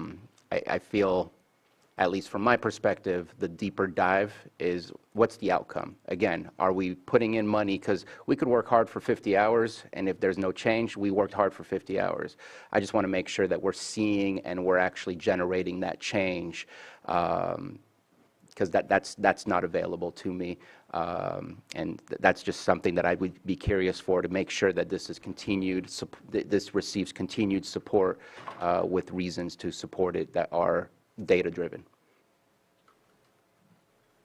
Yes, Andy was very quick on that connection that we made for that, so really good. Thank you. Yeah, and just looking at the board, if that's there's a consensus for getting some of that return of investment data, rather than just me speaking on it. Getting it sent to the whole board? Yeah. Yeah, completely agree. You did say it was in the data that we just already, or you just have a list of? Yeah, what I think what we can do to get into the more specifics, I think that you folks are looking for, is start with the quarterly data that we're already accumulating and providing for through the admin office and then to the state as part of that reporting responsibility. We can provide additional information that gets into the specific services provided. And then if you'd like, we could also have some of the folks that have received the services come and, you know, present to you the impacts that it's had on their business, which in turn, and given them an opportunity to, you know, kind of say thanks for the assistance that's been provided, because it's through the county that they receive those services. I mean, maybe that combination might be helpful. I think as long as it's a combination of data and anecdotal as well, that works for me. But I think data is going to be the most important part, in my opinion. And I'll just say regarding outcomes and what I've seen kind of with different small business programs is this is a generalization. Obviously, different firms can fall into both categories or one, but the access to capital, kind of the low interest loans, is more established businesses that are generating and growing jobs and tax revenue, and kind of the technical assistance is kind of the to get them to that point. So kind of the outcomes you're going to see more with technical assistance is just being successful managing a business, having positive cash flow, growing, and then hopefully they get to that next phase where they're creating jobs for the community. So we can kind of look at, with the lending portfolio, the number of jobs and kind of the business growth there. Thank you. That'd be great. The Lake County Economic Development Corporation also does some technical assistance. I just want to check in, and I know last I checked in with them, they're pretty busy with a lot of requests. This is complementary to their work, not supplanting some of the work that they're doing. I just needed to check in and ask that question.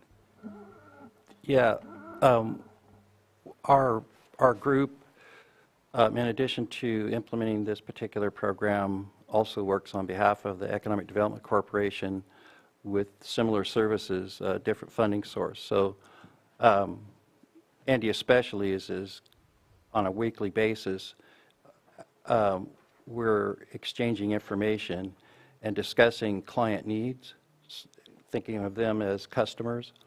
And so in some cases, the county's program, for example, will assist a person 100%. In some cases, we'll do 80% and they sort of graduate, so to speak, and then the EDC, through their funding sources, can assist. So we work very closely with them.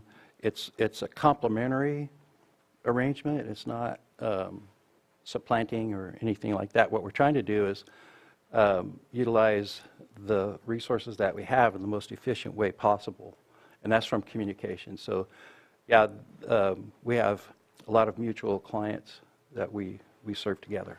Okay. No, thank you very much for that response. Any further? Supervisor Green. Yeah, thank you.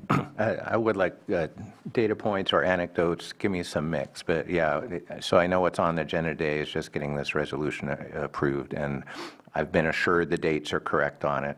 But it's Appendix D on what is a much longer contract with a longer history. So the resolution itself didn't really tell that story for me. So we'll be supporting this today. But Mr. Reckelman, if I can bug you for any background information before Appendix D, that would help fill in some of the blanks for me.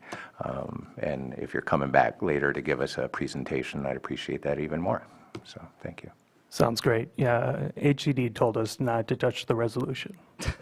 That's why it looks that way. Well, it looks like an application. It doesn't look like a continuation of anything. It doesn't mention 3 years. It doesn't mention the pre-existing program. So I assume there's a whole lot of verbiage before Appendix D that I'm missing out on, but it is what it is. All right. Thank you very much. Any public comment on this item? I see none from the chamber and none in the Zoom room, and I'll bring it back to the board for action to offer the resolution.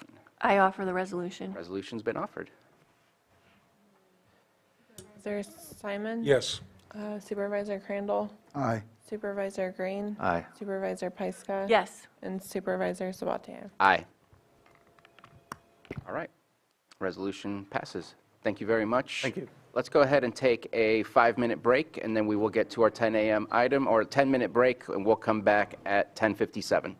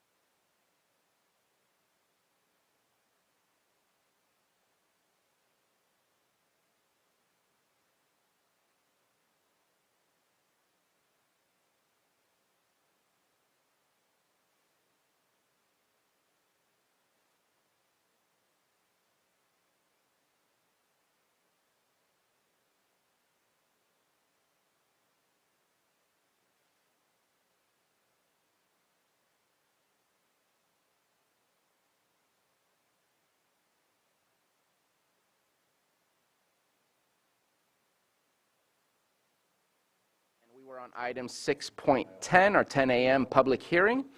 Consideration of appeal AB 24-01 of Planning Commission's denial of major use permit UP 20-40 Higher Ground Farms, John Oliver applicant and appellant, location 3545 Finley East Road, Kelseyville, APN 008-026-07. Appellant has requested a continuance to April 23rd, 2024, and I'm so sorry I started without the clerk of the board. But luckily she came in during that announcement, and I'm going to turn this over to Director Turner. Good morning. Mireya Turner, Director of Community Development Department. During our scheduling process, when we were looking at this date, we did confer with the appellant. He, at that time, seemed available and said, yep, it's a good date, so we sent out our public hearing notice. After we sent out the public hearing notice, the appellant got back to us and said his travel plans had changed.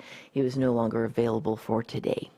However, once you send the public hearing notice out, so it's published in the local paper of record, then it's kind of set in stone, so it goes on the agenda.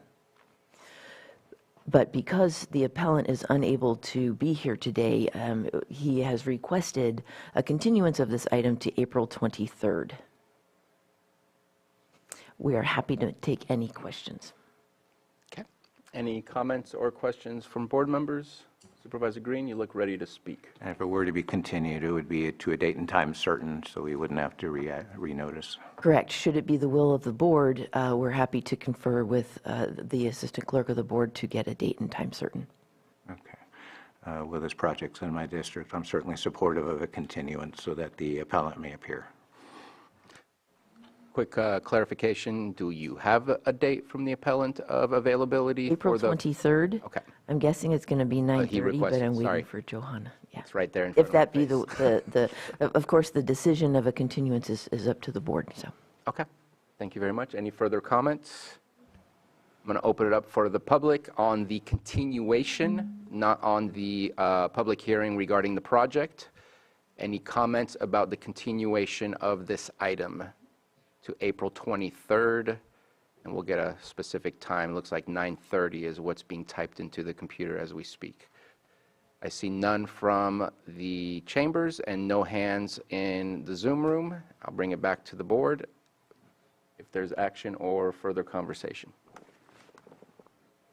If there's nothing further, I move we continue the public hearing for this item to April 23rd at 9:30 a.m.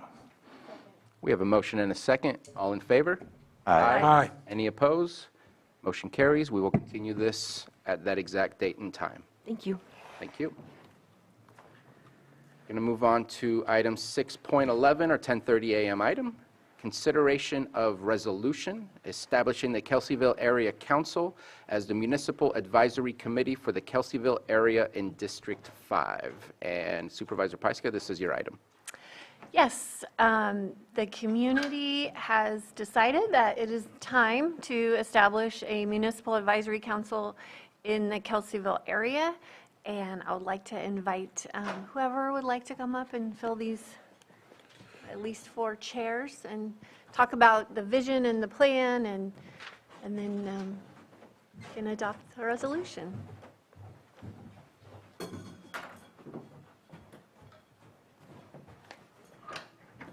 Good morning.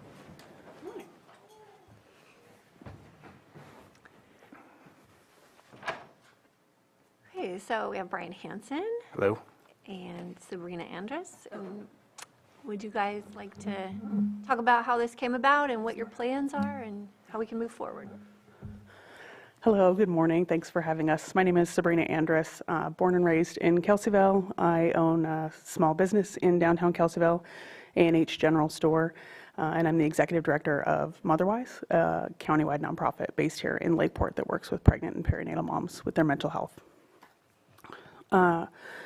There is a group of us who came together earlier in the year to talk about what it would look like to create a municipal area council pursuant to the government code that we have listed in the bylaws. The hope for the group from the get-go was to provide an additional space for Kelseyville residents to come together, talk about issues that impact the community. And really, I think the catalyst was the timing with the general area plan, recognizing that the Kelseyville area plan that we have is a bit dated. It doesn't mention internet or broadband, for example, so it's time to update it. So that was certainly one of the main reasons that we wanted to get together, so that we had an official county-approved body to talk through what a Kelseyville area plan would look like to then build up into the general area plan. And I'm really proud of the work that we've done. It's a pretty diverse range of people, ages, backgrounds, races, and we are here today to answer any questions that the board may have around our bylaws and resolution. And then if I may, Brian Hansen, lifelong Kelseyville community member. I think it's important to remember that there's 6 other area councils that we've actually had the opportunity to review some of their bylaws and resolutions to assist with ours. Of course, there's autonomy within each group. Everybody has a unique area and ideas, but I think it's also, as a supervisor mentioned before, it's important not to operate in silos and be able to share information for the county plan. But again, with these area councils, I think it brings a group of people that are motivated and want to see the betterment of their own communities. So I think that was what really appealed to me about getting involved. Basically, I want to make sure too that this is just a group that's trying to provide a space for it to have these critical conversations about our unique areas. We're not there to make any decisions that are outside the bylaws or the resolutions set forth. It's important to remember they're acting within the Brown Act. There's some organization to these meetings. And review my notes here real quick. Again, yeah, not trying to make any decisions outside of those bylaws and resolutions. And I think traditionally, the motivated community members that in the KBA or the Kelseyville Business Association have always sort of taken these types of projects on, and I think that they've done a fantastic job. They've a group of, like I said, motivated, intelligent people, a diverse group. I think that will help alleviate some of the pressure that's put on them to constantly be steering the ship, if you will. Thank you very much. Anything further, Supervisor Pyska? No. Opening up for comments or questions. Supervisor Green? Yes, thank you. Thank you for all the work you've put into this, number one. Having a MAC representing the Kelseyville area is a good thing in general. But the details, right? So a couple details sprung up for me on this. One is in Section 1 under Article 4, the election of directors that would then be recommended to the Board of Supervisors for appointment.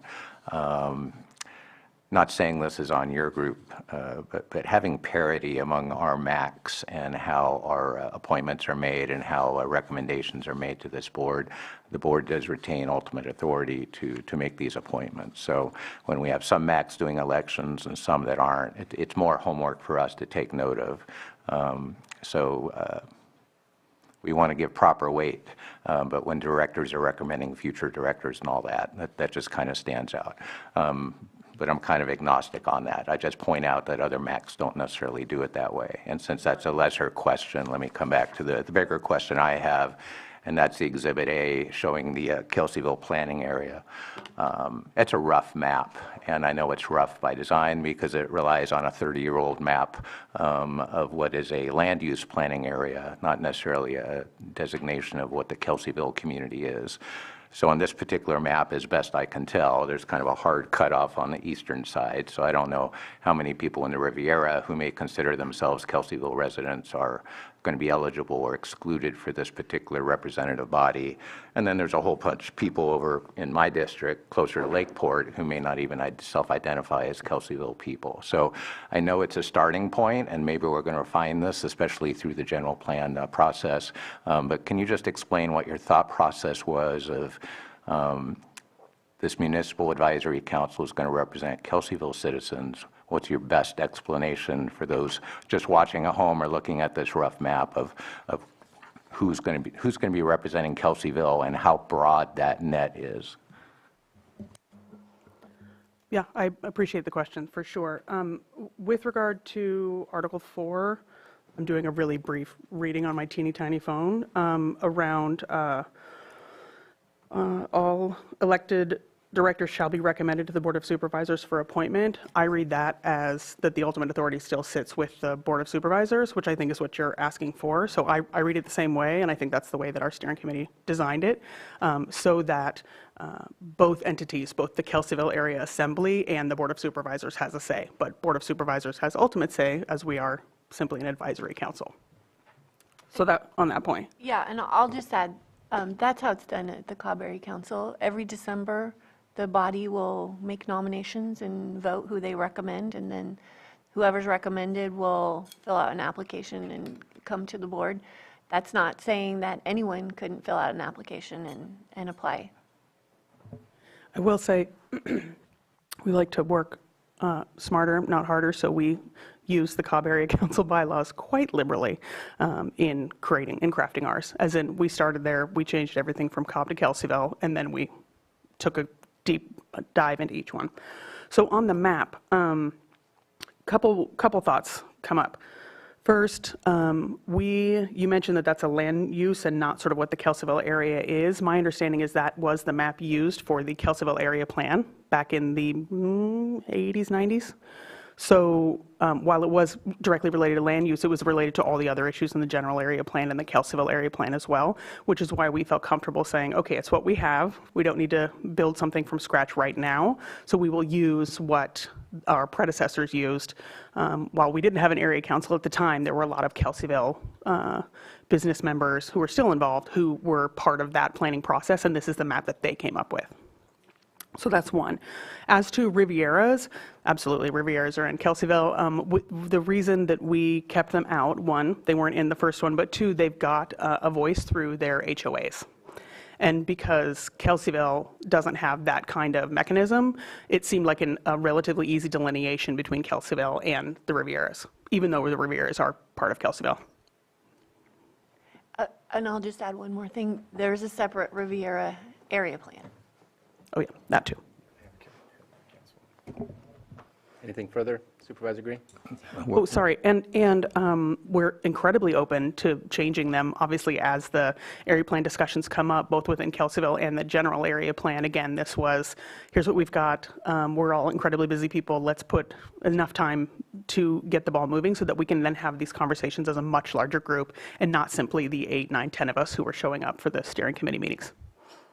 Okay, thank you for the background and borrowing the template from Cobb, but I will point out, point of information, not all of our maps follow that. And in my estimation, if you want to cast the widest possible net for potential applicants, you do that. So our normal process for our other advisory councils, we advertise the vacancies in November, and we take what we get, and then we can kind of fan the flames with any personal outreach too. But I'm just a little hesitant on that, not to the point of opposing it, but for example, we have a fire district here that can make recommendations for filling vacancies on its board, but it doesn't always do that. So it can give an appearance of, you know, insider stuff, if you will. But if you were to define that eastern boundary of the map, though, again, if we were to try to find out who's eligible to apply for this council, if we established it today, where's that hard eastern border? Who's going to interpret that? Do you have a good idea where that eastern border sits? So, if I may respond, if you look at the GIS map and you drill down, it can get down to the very specific streets, and geographical location is not a thick line. But we don't have GIS mapping for that. Can we have Director Turner? I think there is. Yeah. And my response was a quick, we're going to get giant maps and print them out and bring them with us to the meetings. Thank you. Maria Turner, Community Development Director. Historically, the Kelseyville Area Plan voiced its coverage to include Kelseyville, Big Valley, and Findlay. And so the map was drawn accordingly. We do have access to GIS layer right now that does show us which area plan of particular parcel is located in, and we use that in all of our land use permits, because we have to determine if a proposed project is consistent with that particular local area plan. So as far as community development goes, if someone called and said, hey, which area plan are we in, we'd be able to assist them with that. That being said, in the future, we are working on our updates of our local area plans and our general plans with heavy reliance on GIS layers. And so that information will stay equally as accessible to the public and to county staff going forward. And I believe that the original attachment was the kind of blob map that you shared, but that there is a little bit of a more detailed map that has been uploaded in the attachment. But again, that I'm looking at the layer right in front of me. The computer, the GIS system does have those layers to help identify and separate who's within that area and who's not. So Yeah, the blob was my, about as good as I can get with my graphic design abilities on Canva. Sorry for my choice of No, it's absolutely a blob. Additionally, one of the purposes of a municipal advisory council is to send recommendations to the Board of Supervisors regarding land use permits. And so dovetailing the advisory board with the planning area seems consistent and actually very efficient manner of determining or sending appropriate feedback to the Board of Supervisors. Thank you very much. So are you talking about a layer within the main parcel map? Yes. Okay. As opposed to, for example, our municipal advisory councils have a standalone mapping feature in our GIS. And, It's actually quite cool. For anyone who didn't know about them, I didn't until we started doing this process. I highly recommend you check out the GIS maps and play around. There's a lot of layers, and it gets very granular. I believe it's under the district section of the layers, and then you can go to supervisorial district and area plan districts and all the other stuff as well. I just want to explain why I'm drilling down on this. We adopted a blob when we created Scotch Valley Community Advisory Council, and we've been spending close to a year trying to fix that blob. So it's really, if it doesn't happen today, it doesn't happen. But if we can get it right the first time, you know, that's my preference. I can agree with you, Supervisor Green. It seems a little counterintuitive when you have Lakeport addresses and 95453s that are in a Kelseyville Area Council map, but I think the GIS would be my referral on that. Supervisor Simon? No, I just want to make reference to the Middletown Area Town Hall and its organization. So we do include one of the largest HOAs in Lake County, which is Hidden Valley.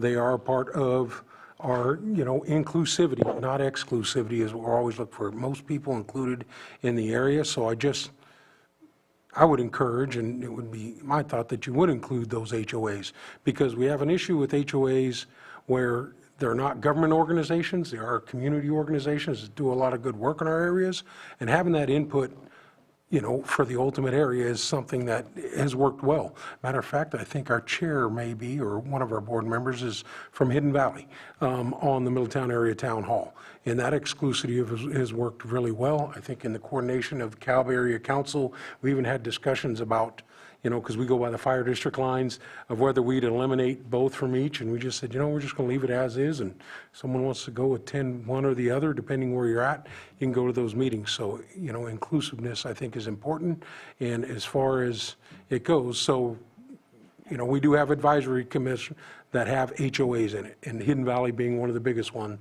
in our district. That's good to know.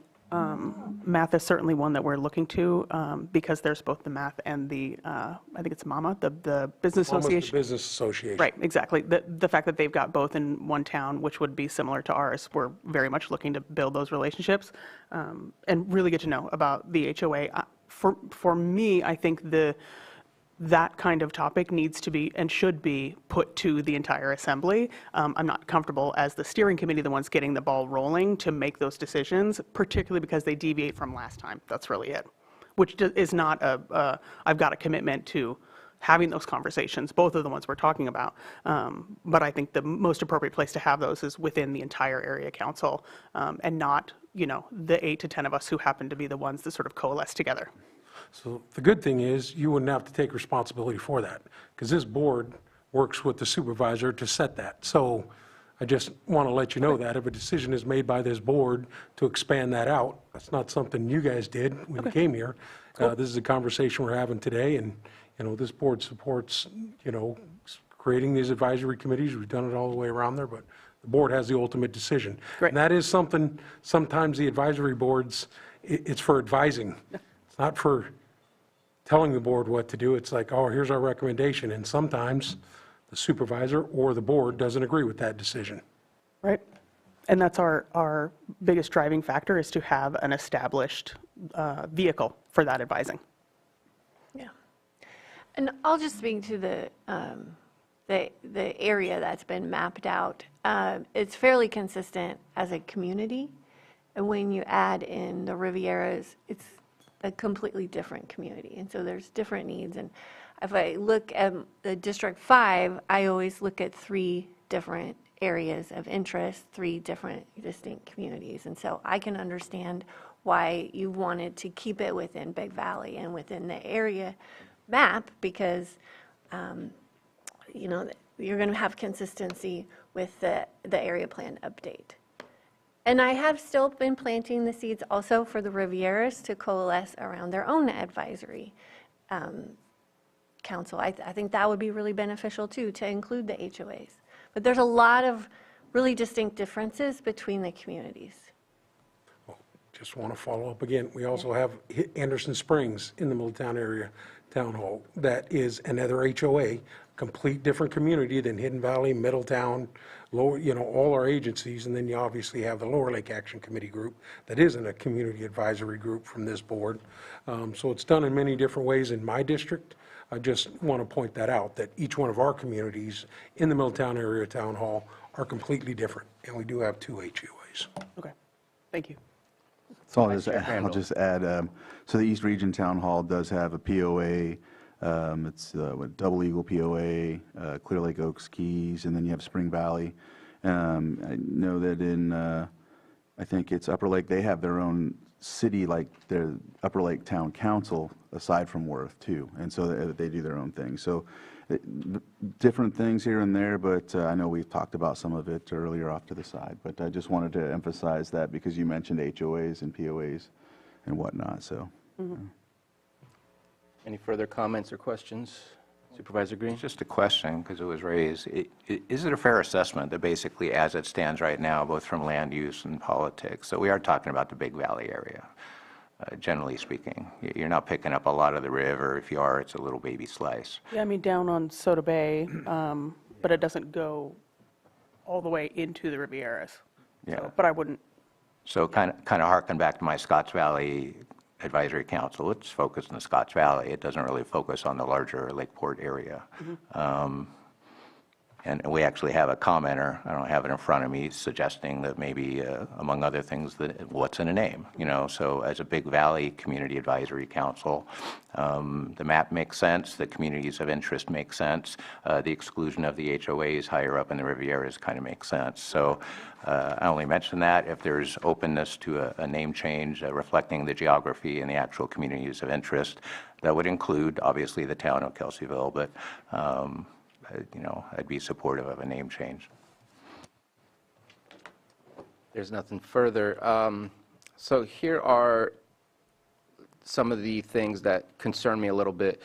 More than 50% of this Kelseyville planning area is in District 4, and it's looking to be titled a advisory council for District 5. So either A, we make it a District 4/District 5 advisory council where both supervisors are equally involved and maybe are equally able to select members, or minimize the amount that's in District 4. I get it that within the Cobb Area Council or the Middletown Area Town Hall, that there might be a little bit of area, but it's not more than 50%.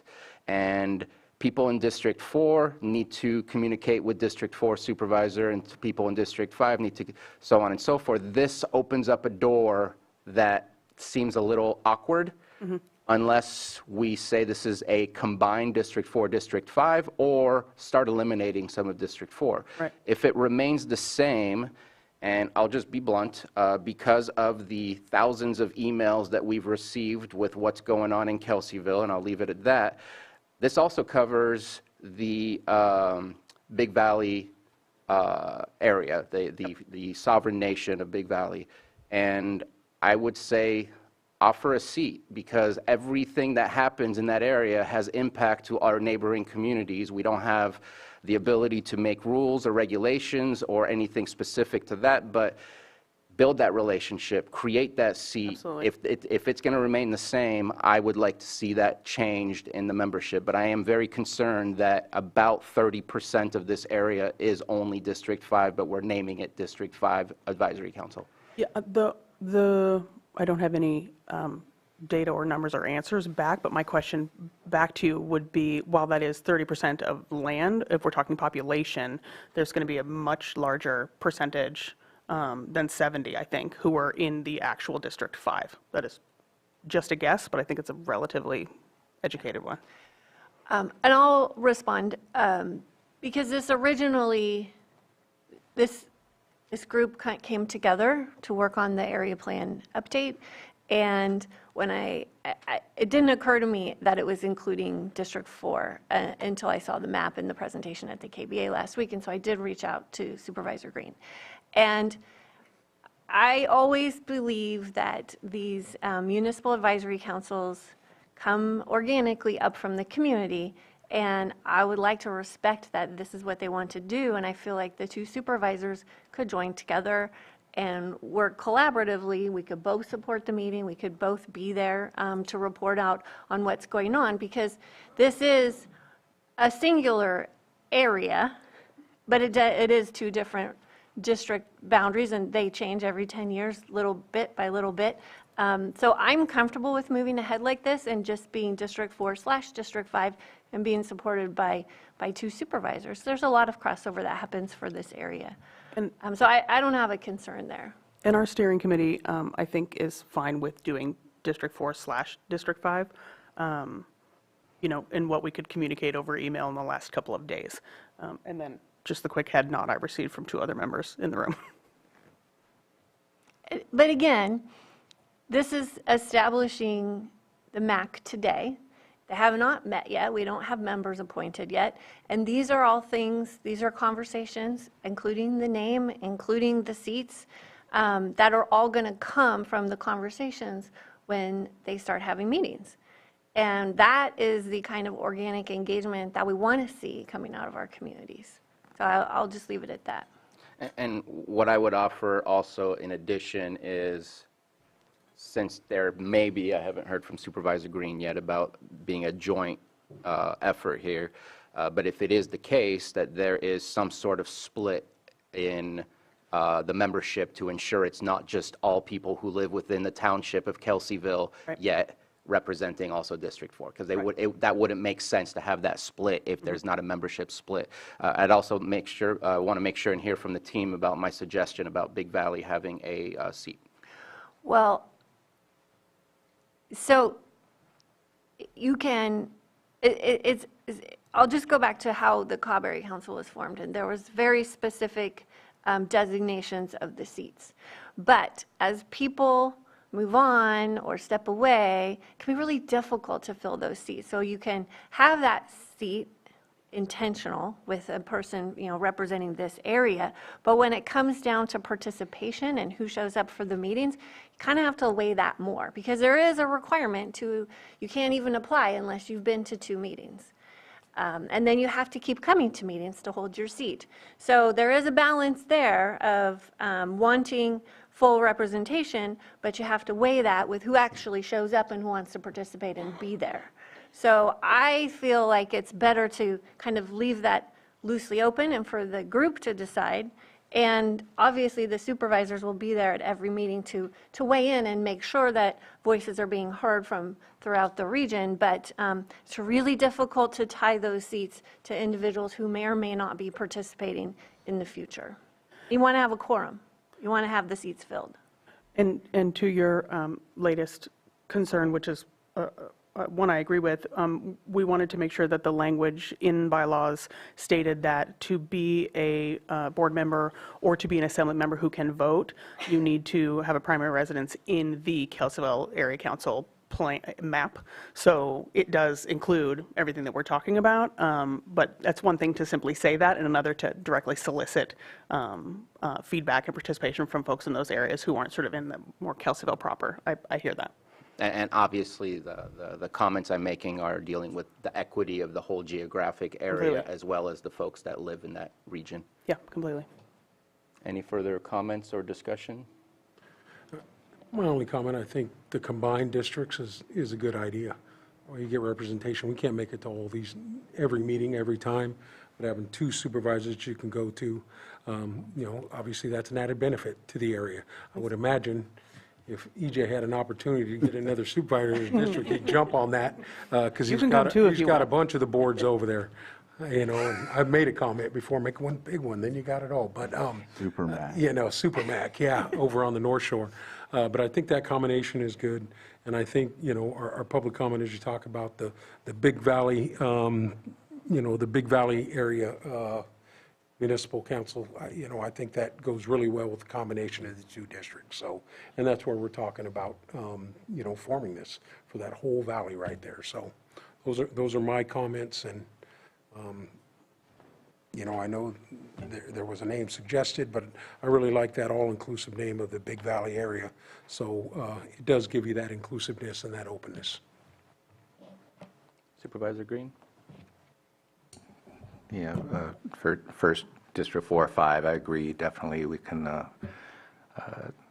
have collaboration between supervisors, if only because supervisors sometimes disagree on things. So sometimes having 2 people in the room to air things out in front of the council can be healthy and productive. So no real problems with that. I do appreciate your comments, Chair Sabatier. I don't know how to cook that in, or probably wouldn't cook it into this initial iteration of the bylaws, but certainly when it comes to populate this committee, some serious public outreach should happen, because among other things, if this is going to happen at all, it should be a place to build bridges and not just continue to keep people in their silos. So I think there's probably a sense that we want to move ahead today. So other than other substantive changes that could come, I would say let's do the initial outreach. Let's see how well balanced we can get the initial council appointed, and see where we go from there. But I think one way to take a small baby step toward that inclusivity is to accept a friendly amendment today if there's going to be a name change. Thank you.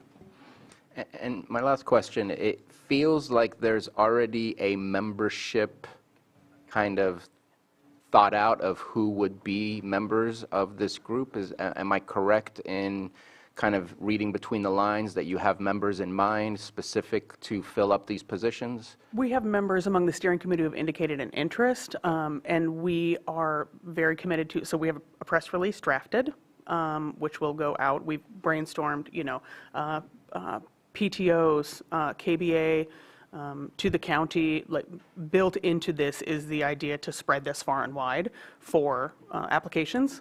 And not all steering committee members are interested, and some are interested but know that they might not get it. It's about as loose as it can be right now, I think.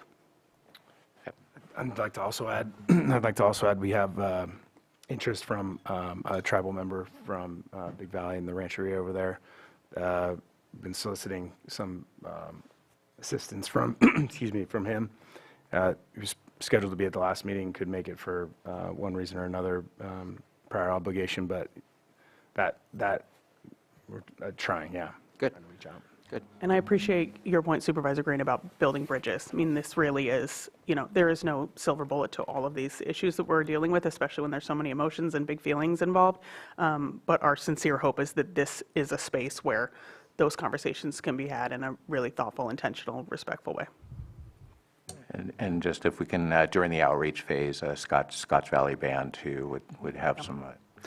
And then you're talking about a friendly amendment to change it to Big Valley? Yeah. I don't feel comfortable saying yes or no based on the steering committee, but fully understand that that's your decision and am on board with it.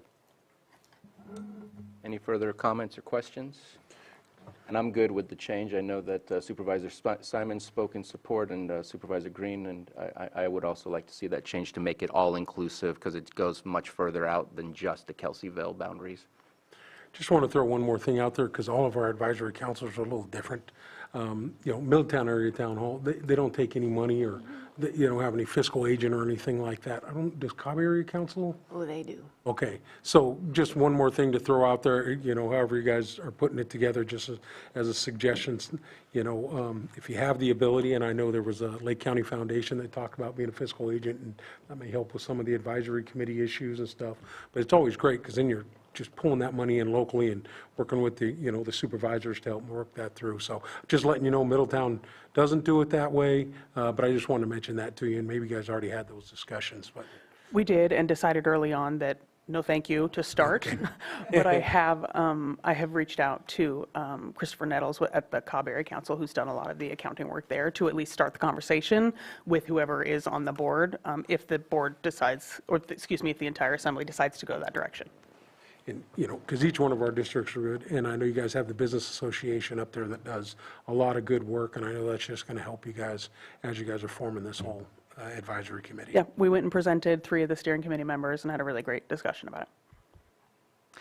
And I do want to say to Vice Chair Crandall, I'm not ignoring that you have a piece of District 3 in the northern area right in the lake, but I figured that was, we can ignore that part of the overlap. Nice try. You are more than welcome. So I do want to discuss timing. We tried to get this on the agenda last week because they want to have their meeting on the 3rd Wednesday of the month. And in April, that's when the area plan kickoff meetings are happening. And so if we tried to squeeze in a March meeting, that doesn't give very long for noticing. And because this is such a diverse area, we probably want to be more thorough with the noticing. And so what are we thinking? Do you want to come back in 2 weeks and we can make appointments, and then that will give about 10 days to notice? Then you won't have the March meeting, but you'll be ready to go for April. That was the overwhelming decision that the steering committee made, was give as much time as possible for notice for the board applications. Okay, great. So I'm a little confused by this, and maybe again it's because of my Scotts Valley Council. So the expectation was to get them up and running so that the kickoff meeting could be held at a meeting of the new group, a noticed meeting of the new group. Because if I'm bringing my council, I'm kind of wondering, do I have to call a special meeting to get them all in the same room at a kickoff meeting? Or is there going to be kickoff meetings assigned to every MAC? And maybe it's just my MAC, but is there a one-size-fits-all approach to how these area plans are running out? Are you going to be presenting at all MACs all the time, or are you presenting? And at this time, unless the board wants to overrule, we're speaking specifically about the creation of this MAC, not the process of the area plans. I would say please reach out to Director Turner and figure out exactly what that is. I'll just say that our meetings my District 5 meetings are scheduled for April. And the one that is for the Kelseyville area plan is scheduled for the meeting that would be their first meeting as of April. And we are very thankful that the municipal advisory councils that we reached out to were willing to house our first of 3 local area plan meetings for each area plan area. We weren't, because of staff resources, we're not able to do a kickoff meeting with every single municipal area council. So in those cases, yes, some consolidation is welcome, as special meetings are helpful in order to comply with the Brown Act, so you can have multiple town councils in the same location at the same time. Okay. And so at this point, if we did move forward with the consensus that I'm hearing, that we would change the entirety of the resolution to replace the KAC with the BVAC? And I think Unless you want to be Bath. No, thank you. I'll have to do a whole new logo, but that will take me about 30 seconds, so yes. Okay. And I think those were the only changes that we were looking to do, Well, and the other than District 4/5. And again, they're all over the map literally, but Scotts Valley added the word community. So it's not a Muni Advisory Council. So in Scotts Valley being a rural area, for whatever reason, they added the word community. So if BVAC isn't to your liking, BVCAC is also there too, but it just adds a word and it's, BVAC is great. there you go.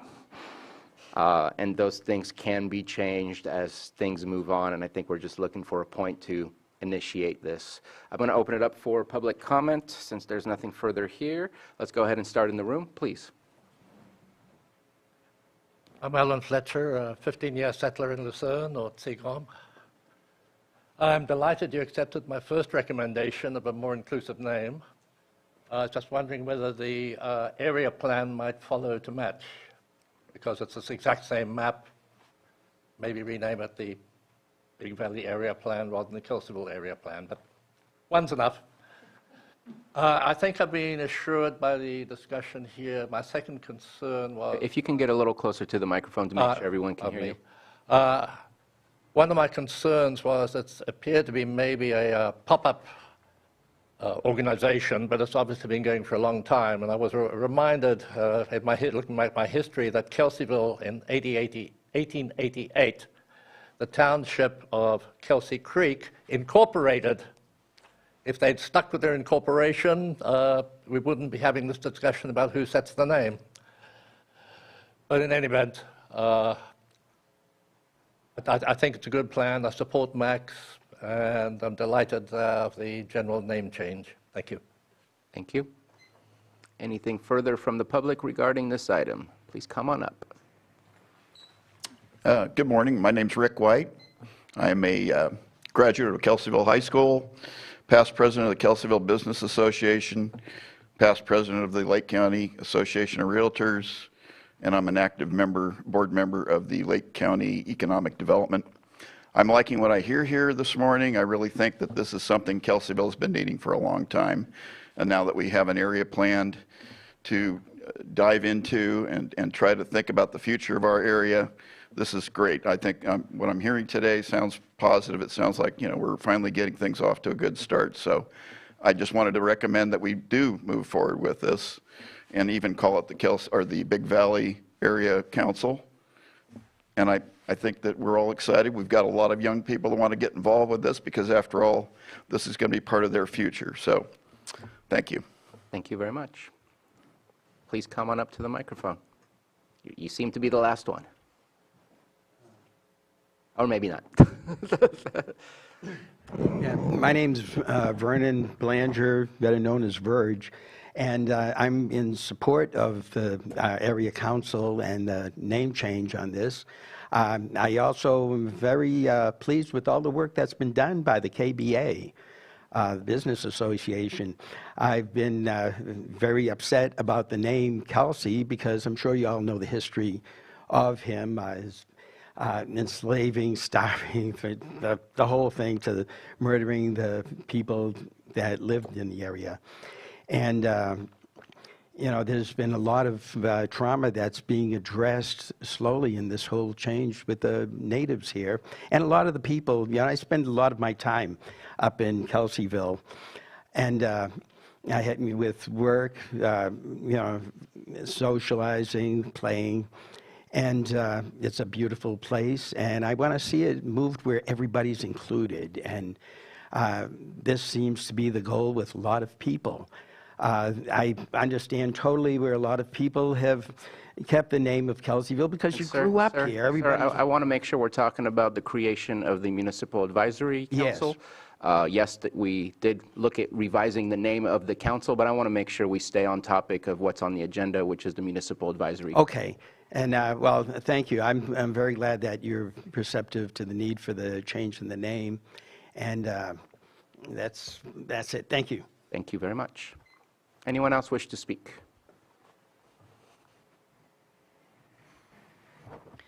Elizabeth Larson, wearing my Lake County News hat. I was curious if I could get an explanation of the actual timeline of when the work on this started and who is on the steering committee.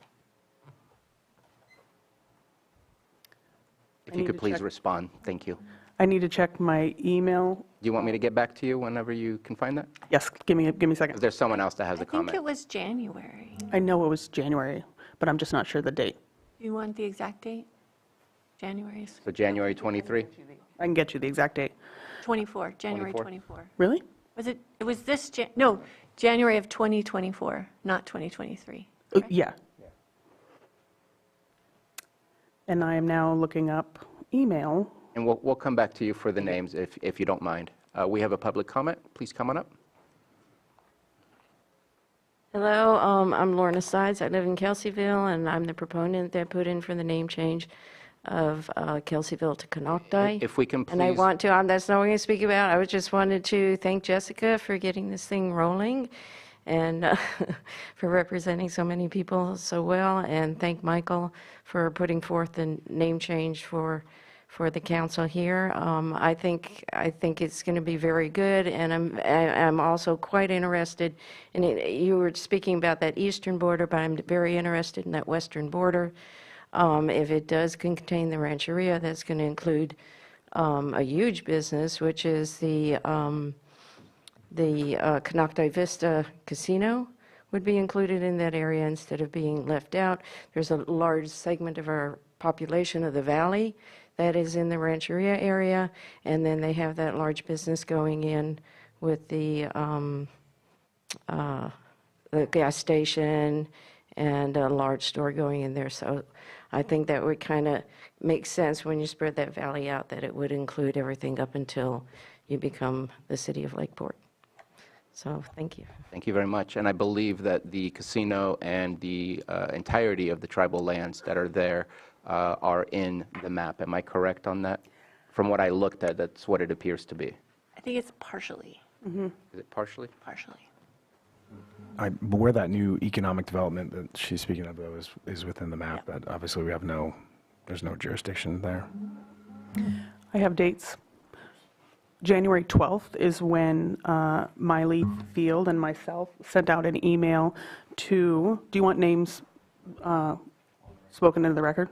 That was the request. Okay. If you have that available, I do. then please. Thank you, phones. The email went to Brian Hansen, Brandon Baeza, Gabby Juarez, Brian Fisher, J.B. Ballesteros, Rick White, Nellie Dorn, Joy Merrily, Caitlin Andrus, was sent from Sabrina Andrus and Miley Field, and Jessica Peiska and Maria Turner was CC'd. Now that group then grew and is slightly different than the group that ended up drafting the bylaws, and I have those names as well, if you would like them. Give me one more second. That is Brian Hansen, Caitlin Andrus, Greg Pennella, Joy Merrily, Meg Langford, Rick White, Weston Seifert, Angel Acosta, and that is it. Thank you very much. And just to state at least what I'm seeing on our GIS, there is a layer for rancherias. Granted, it may not be most up to date because I believe they are building south of Soda Bay Road, and I'm making the assumption that that is tribal land in trust. But it is within the Kelseyville planning area, at least based on the GIS stuff that's available to us. So I'm sure more details will be found as things progress. I see no one further in the public, in the chamber, that wants to speak. All right, let's go ahead and start online with Gabe.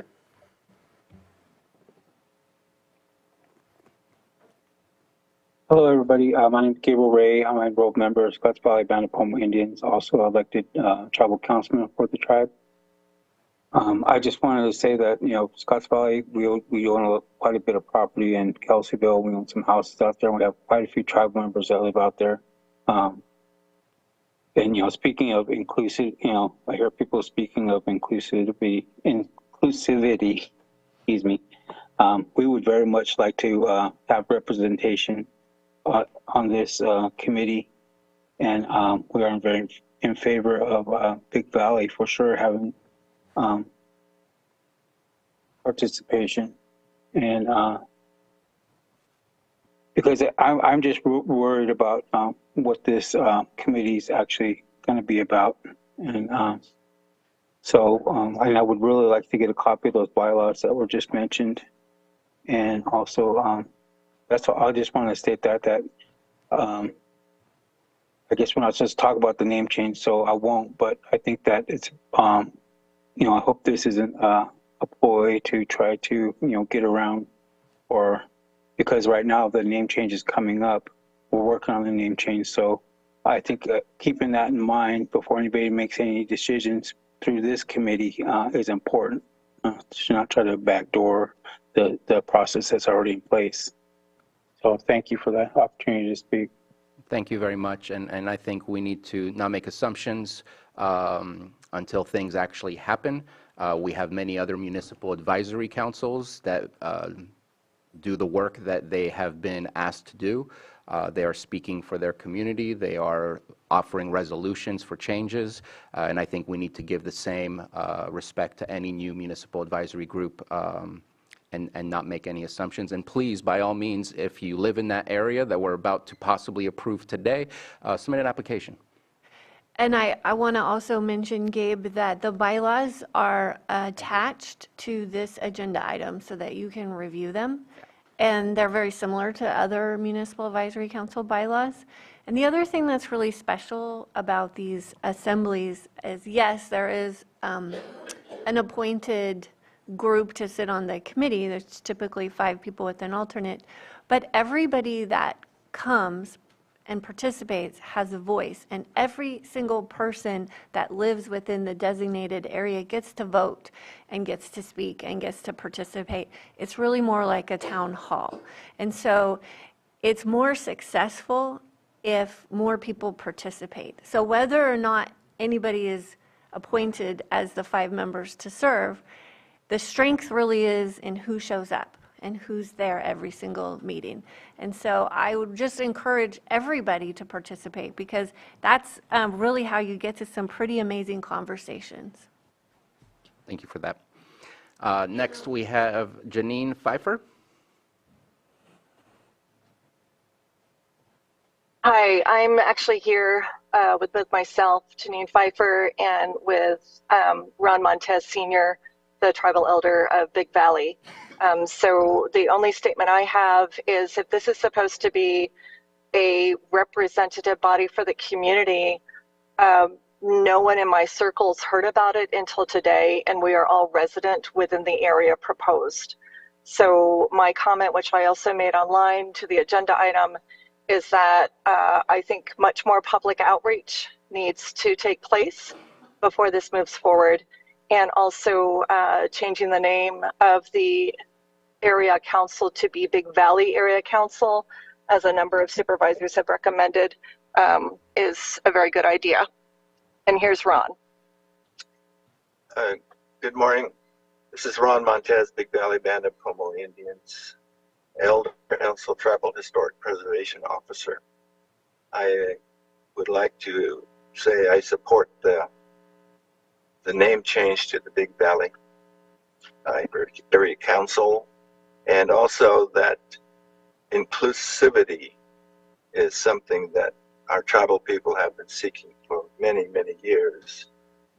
And so it has always been a stumbling block in our community here as well as around the lake. So in this time that there is a lot of now turning back towards our histories and looking for input from our tribal perspectives on many different areas which we are expert on. When I say we, I speak for myself as well as our tribe. Would welcome any inclusiveness involved in decisions that affect our lives on a daily basis, as well as to provide security for our children who are coming up and have a seat at any table to discuss a lot of these different issues from a tribal perspective, which I believe is one of the most important areas that we need to have, because it is completely foreign to people who don't completely understand the history of our tribal nations here, and would have a better understanding of who we are as a people and as a plus for this community. And also, right now there is a real push to include us from the federal level, the state level, and to get it down in the local community level would be a very welcome change. Thank you. Thank you both for your comments. May I say something? Please. I just wanted to say thank you so much for that last comment, and I will speak for myself and not the steering committee. I recognize that inclusivity is a buzzword and gets thrown around a lot, and I understand, and I think our steering committee understands too, that it is a practice that needs to be central to everything, and that with that comes mistakes and the humility necessary to continue to keep moving forward. So thank you. Thank you for that. Yeah, and I just want to address Janine's comment because this meeting or this agenda item was posted on our agenda, but there wasn't a lot of public outreach before this because folks were just drafting the resolution and bylaws. And so that is the first step to bring it to the board. So it's kind of a chicken and egg type of thing because it can't come without the community bringing it. So this is the first step, is to adopt the resolution to begin this MAC. And the next step, which you have a press release that's going to be, Matthew's going to take a look at it. And then we will actively broadcast this so that we can get the participation, so that we can get as many people applying for this position and understanding and showing up and participating. So it's just the first step, and recognizing that it wasn't broadly known that this was coming about until today. Yeah, I just want to comment on that same thing, and about how it gets started. It is the heavy lifting of the volunteers, and it might just be 5, 6, 7, 8 people in the community that commit themselves to show up, because you'll find out it's a challenge to get the board seats filled, to get people to show up all the time, to look at those things. As you grow through this thing, you're going to find that out. Everybody has an opinion, but don't want to do the work. So it's organic from the community. And I think that's what's great about these advisory committees. Folks are like, we're going to get this across the line, and then the outreach starts from there. And I've seen it grow through the Middletown area town halls, the meetings they had, some of the big community projects, I think, that were done. There are many of them, but I think one of the biggest ones came together was the 29 corridor study that was done with fixing the roads and what's wrong with the school, all these, and that's been work done in 14, 15, it was created in 09. So a lot of that organic stuff has happened, brings communities together, and in all communities. The tribe for Middletown area wasn't, we were around, we heard about the conversation, okay, great, but it's just, you got to go, you got to commit yourself and show up, and it's a great thing. These advisory committees are good. So the first thing you have to figure out is PEG supporting you to get it on TV, because people want that access too. But getting people to show up. Where are the meetings going to be held? Right now, the Kelseyville Event Center. Okay, but perfect. Maybe that will be too small. Yeah, we use in Middletown. We use the little space there, and yeah, depends on what topic you got coming on. Believe me, our big one was Dollar General. Boy, we couldn't fill that building enough. So always conversations that are happening. So I'm going to finish on Zoom. I know there's a comment in the chamber, but I'm going to finish with Zoom first. Betsy Kahn. Thank you, Mr. Chair, and thank you for this conversation. I did submit detailed comments on the language used in the proposed resolution. I really encourage all of you to use Municipal Advisory Council, because that is the terminology called for in the statutory code, Government Code Section 31010. And you have the entire purpose of, excuse me, the entire purpose of a council that is formed by a mutual relationship between the legislative body and the public. It has some very important weight attached to it, as opposed to a committee. So unifying that under a policy that I had proposed to Mr. Crandall last year that's used in Mendocino County would be helpful. I know each of them has their own style and their own preferred language, but the legal foundation of those councils, I think, should bear some similarity at least. I really appreciate all the comments and all the input. The Riviera area plan, which was separately created from the Kelseyville area plan, lacks a municipal advisory council. Homeowners associations are not governmental, as Supervisor Simon said, and there is no actual organization there. I encourage Supervisor Pyska to keep working on that one, because they do have a separate character, and they have a separate set of very severe wildfire prevention needs and evacuation needs and so forth. The other thing I wanted to mention is that there will be a connection between those two councils, because if the Mount Conoctoy has to evacuate, they're going to hit the Big Valley.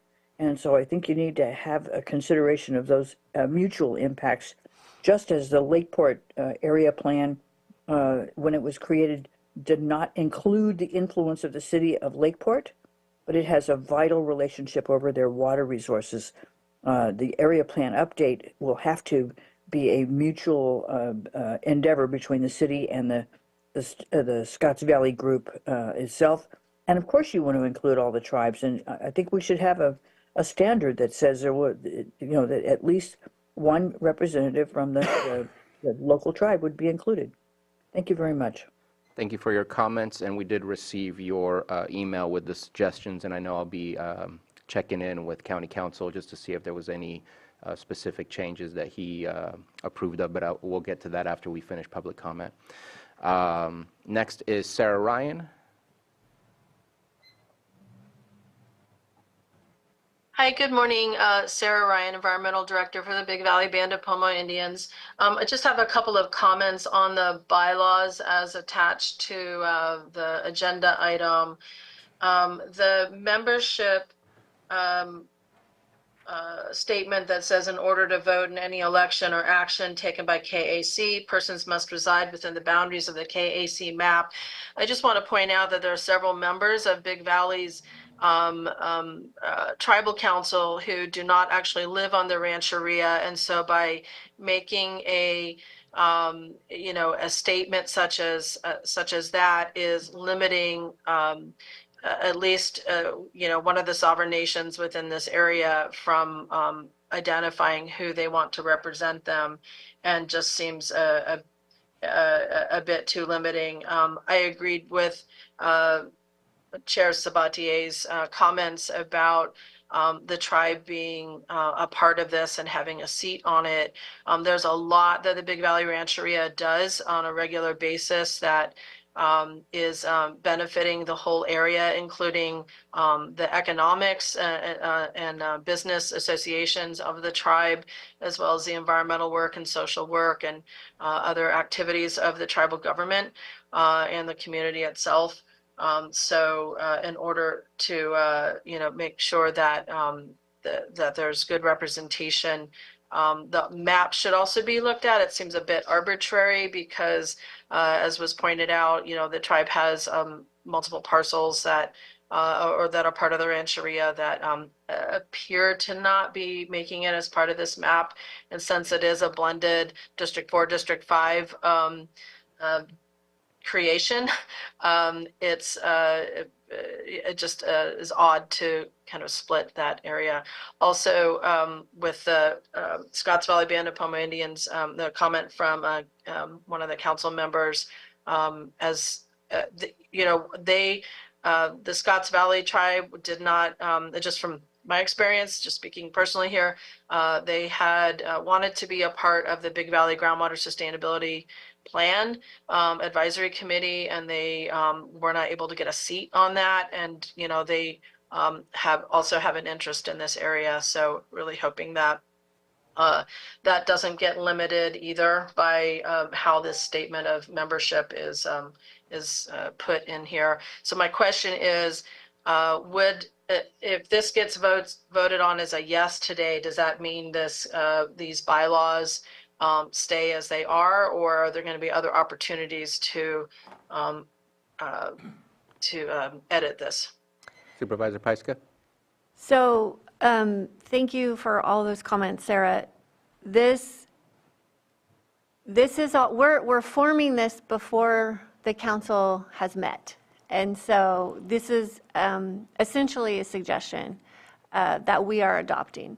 We're adopting the resolution to create the MAC, and the bylaws are a starting point.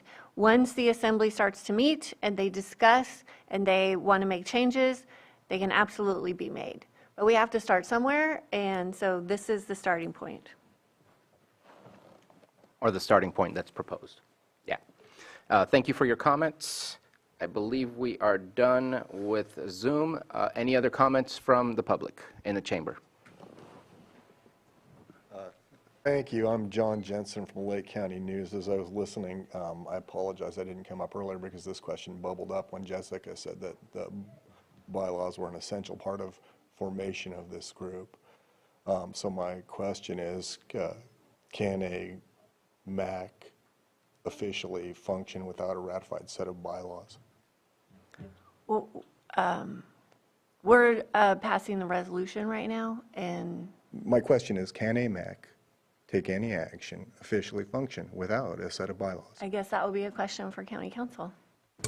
Government Code Section 31010 requires that the resolution and the MAC itself to have designated powers and duties, and that would relate to what's outlined in the bylaws as proposed. And so if they want to adjust do they the not bylaws. exist without bylaws then? Well, if they want to change the bylaws, they can change the bylaws, come back here and we can change the bylaws. If there's things that come up when they're meeting that they don't like or they want to amend, then we can come back here and change it. Well, I'm just getting the policy though. You don't need to weigh in. I just You have don't a- need to weigh in. Please. My second question. Please, My please. second question is. Hold on, I want to respond to you. Here, we have a resolution, and within the resolution are bylaws, and as far, I'm checking in with county council, the resolution is approval of these bylaws to get the MAC initiated, which at that point, they can take action because there are bylaws that talks about membership, how people can be appointed, how people can get kicked out, what's needed for a quorum, what's needed for a vote. All those things are in there to regulate the actions that can be taken by a MAC. It's not just a resolution that we want to approve a group. It's a resolution that includes the bylaws that have been put on the agenda, correct? That is correct, and that's all done under statute. Again, Government Code Section 31010, to be more specific, sub C and sub F, which does require outlining rules, regulations, and procedures as may be necessary in connection with the establishment and operation of the MAC. Okay. And then I want to check in with Vice Chair Crandall. Did you want to make a comment? Yeah, no, I was just saying that, because I do have a municipal advisory committee that doesn't have bylaws, they operate off the resolution, so. And did the resolution pass similarly to this, where there were bylaws within that, or, okay? They were written in the resolution. Oh, yeah, so same as this? Right. Okay. Sorry, I just wanted to bring some clarification to that. So my second question, and that was inaccurate, but my second question is, the proponents of the name change, pardon me, of the proponents of the MAC, some of them seem to have expressed some real zeal and interest about the name change. And so I'm wondering what that relationship is. How is that connected, Jessica? I'm not sure I understand. I don't really understand the question either, but this was a proposed Well- name. well, they brought up I'm answering, this is all a proposal that we're going to approve and adopt. And so this was the proposed name, and there are folks here that wanted a different proposed name. And so we seem to have consensus to change the name. It hasn't been created yet, so it's all been a proposal. It was interesting that Lorna would credit you with this, and she's a major proponent, she's the proponent for the name change. So just saying. We'll look into that. Well, I want to say that she's credited me with starting this council, and that's all I did is invite people to start thinking about this as the area plan update is unfolding. And so I've been talking to Sabrina for years. You know what'd be great in Kelseyville is a municipal advisory council. And it takes time for this to organically get established by the community, which is what happened. And Mireya and I were invited to their first meeting when they started putting these ideas together, and that's how it came about. Can I add just one thing on Please. behalf of the steering committee, and that is, I can say with confidence that the name change, or whether for or against, has not been a part of the conversation of this particular group. It is literally to draft the resolution, and create bylaws, get us to this point, and see what happens. This isn't, someone earlier had a question about sort of nefarious intentions, and I don't take offense. I think that that's okay to ask, and that is not where the steering committee is operating from, not a single person on it. And I feel like I need to do a little bit of a timeout because we are looking at a specific change to the name of this advisory committee. And I know it's sensitive because of other activities happening. We need to separate those two things. Yes. I'm going to bring in Vice Chair Crandall has a town hall that meets in Clear Lake Oaks. It's not called Clear Lake Oaks. It's all-inclusive, therefore it's the East Region Town Hall. Yeah. Same with the one that meets in Upper Lake, but it's not the Upper Lake Town Hall, it's the Western Region Town Hall. And same with the CERT, which is not just Lucerne, it's the central areas that are not identified in the other town halls. And so we're doing the same as looking at inclusivity of a geographical area that does not just denote the Kelseyville Township area. It is so much more. And so I feel I need to separate those two conversations because I feel like we're bringing them together in ways that make this conversation more awkward than it needs to be. I appreciate that. This is very specific to the advisory council, which is not specific to a specific township. It just happens to be that the area plan is called the Kelseyville Area Plan, and that's where the conversation began, is using those boundaries, therefore using the title that that boundary was created with. So I just felt the need to make that happen so that we can separate those two conversations. I do see a hand still on Zoom. Not sure if Sarah Ryan didn't put her hand down or if there's another comment. If it's a new comment, if you can be brief. Yes, a new comment. I had asked a question about the membership aspect of it, and if this is open to a name change at this meeting, then is that portion open as well? Is that something that the board can make a decision about? So I think it's been discussed, and everything within the resolution is open. The resolution has not been approved, and it's a proposed resolution. What I would suggest, if I may, is make sure to apply, because the applications will be the ones that denote who are members and who are not. And I know from my perspective, I can't speak for the rest, I'm going to be looking for diversity and inclusion to ensure that it's a cross-section of that community that this area represents. But also my colleagues will decide on their own who they feel are the appropriate members. But it's been brought up, and at this moment in time, I don't feel there is a consensus to change the membership to have very specific seats and keeping it open. And it looks like Supervisor Green has a comment. To your earlier comment, Sarah, the point is well taken. So I don't have my Scotts Valley bylaws tattooed on my brain, but I do know we don't apply a strict residency test. We also open it up to business owners and community organizations that are active within the district. So my suggestion would be, I think we've already crossed the bridge about the name change. We could just bang that out today if that's all we did. But my suggestion is going to be, if we can get consensus and we don't derail the area plan kickoff meeting,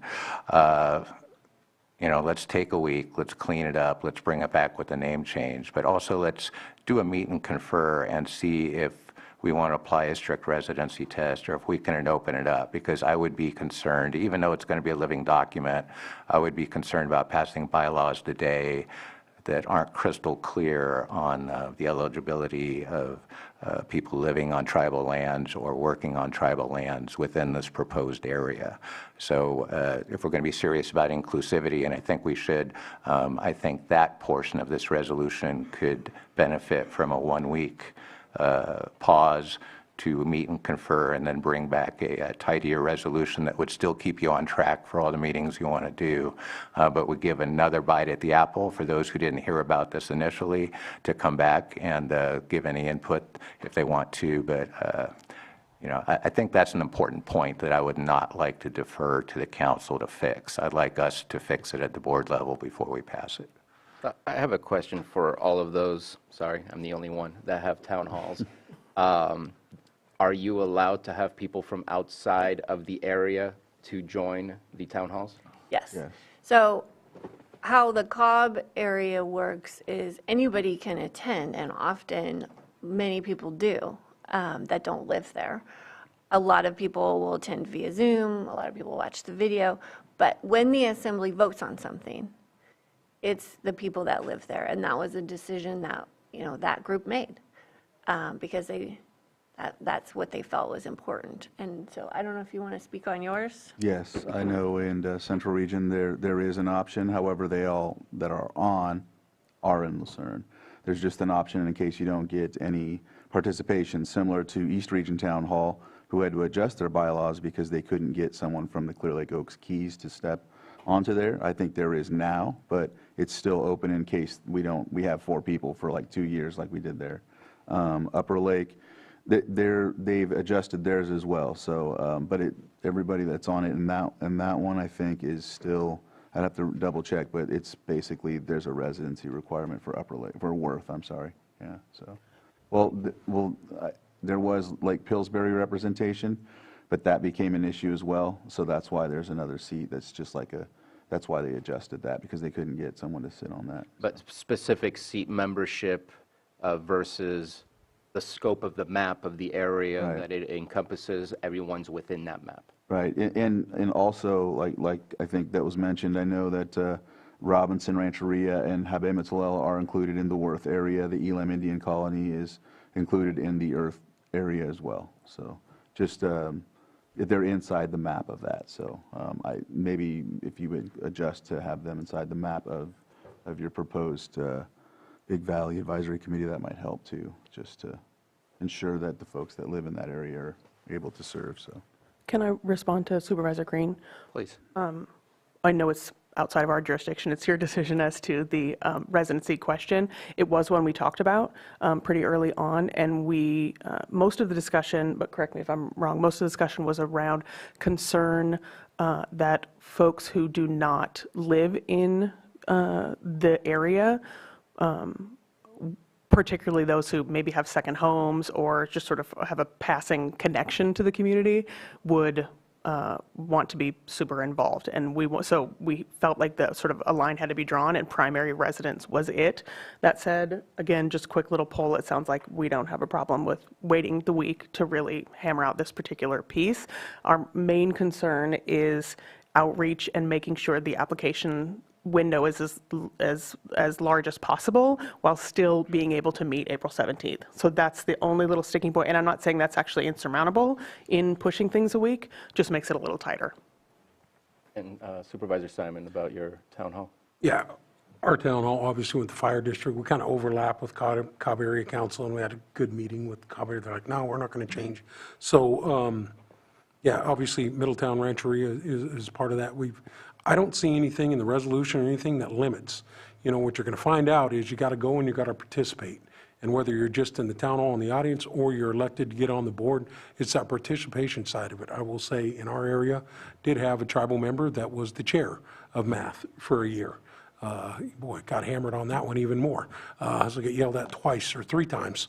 But participation is a big part, and I don't see anything in here that limits it. With the change the board has made, adding District 4 and District 5, that gives an opportunity for individuals from the tribal nations, from anywhere in the community there, to go and serve on this. It's not someone that is selected. I just want to make that very clear. We just had a tribal member who was really interested, attended all the meetings, and ended up being representing the entire math board. And that's because they went and they participated, and that's what these advisory committees really do. Folks that want to go and participate, because boy, it's complicated. The Brown Act is going to be something, it's a pain in the butt. I'll just be very honest with it.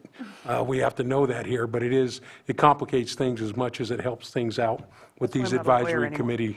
But I just want to make sure, I don't see anything. I'm prepared to move forward with this proposal today. Thought we had some great discussion, and I think the sooner we can get you off the ground, the better off that it's going to be in the long run. So those are my thoughts, and I don't see anything in here that excludes anybody or changes. This is a real community advisory board, and that's what I've seen throughout our time that I've had with the Middletown Area Board, and even attending the Cobb Area Council is its insurrection that, insurrection, I mean.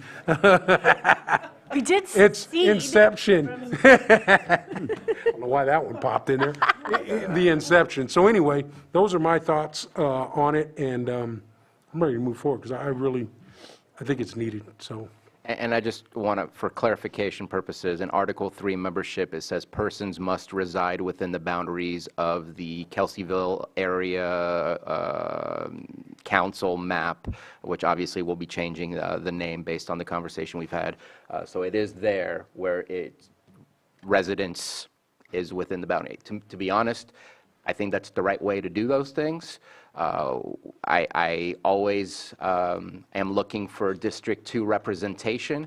While I have great faith that Alan Flora could represent Clear Lake well, he doesn't live in Clear Lake, and I would never ask him to represent District 2 because that's not the appropriate thing for us to do. So I think the way it's written fits for what a town hall is meant to be. I understand that delineating specific membership seats to specific categories can make it absolutely difficult if you're not getting those people to apply and making it difficult to have quorums. So please, everybody that's listening, that's within that area, submit your applications. We'll be making a decision soon, and it's up to us to make sure to make the right decision on the composition of what that council is going to look like. I have not closed public comment, and unfortunately, everyone is either getting back up or has their hands raised. Can we please limit it to 1 minute or less, since for the folks that are repeating? I do have one non-repeat, but let's just start with the chamber. I just wanted to say that Ron Montez from he's the Historic Preservation Officer, he spoke over Zoom, and he had asked about that in specific, if I'm not mistaken, that it's almost like the tribe itself could send a representative that perhaps didn't live in the area, but because a lot of the tribal council and the members and the tribal committee don't necessarily live within the Big Valley area yet, could they come in and represent? So that is a fine point, but something I think that you should look at. And I would suggest that I can go to all Lakeport City Council meetings. I can provide public comment and participate, but that doesn't give me the ability to run for that membership seat. And I think that's kind of what we're following here. So just yeah, please keep it as a point of discussion. Okay.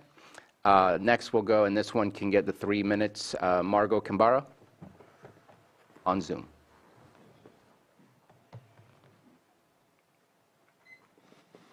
Good morning. Thank you for taking my comment. I have perhaps a solution to preserve the residency requirement for the advisory council, and then yet cast a wide net and have representation from the tribal members.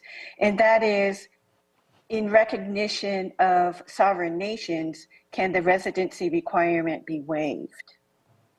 Thank you. Thank you very much. I'll wait to see if there's a conversation regarding that. I'm not quite sure how to answer, and let's go back to Gabe. 1 minute, please.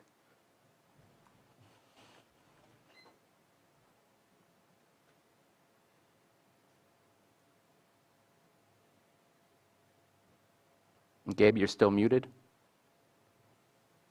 There you go. Sorry about that. No worries. I was just wondering, what is the date you need to have your application in by?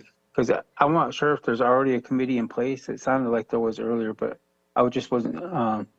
So is that going to be redone, or how's that going to work? So we have not received any applications because this council does not exist, but I'll let Supervisor Pyska respond. Sure. So yes, as soon as this resolution is adopted, then the application period will open.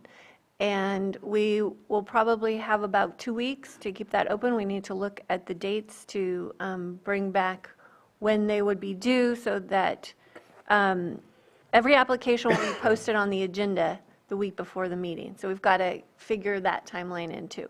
So I'm in favor of moving ahead today with just a couple minor changes that we talked about so that we have a longer time to receive applications.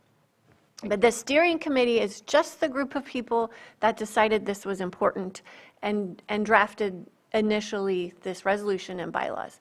So if any of those people choose to apply, they will be considered along with everybody else that we receive applications from.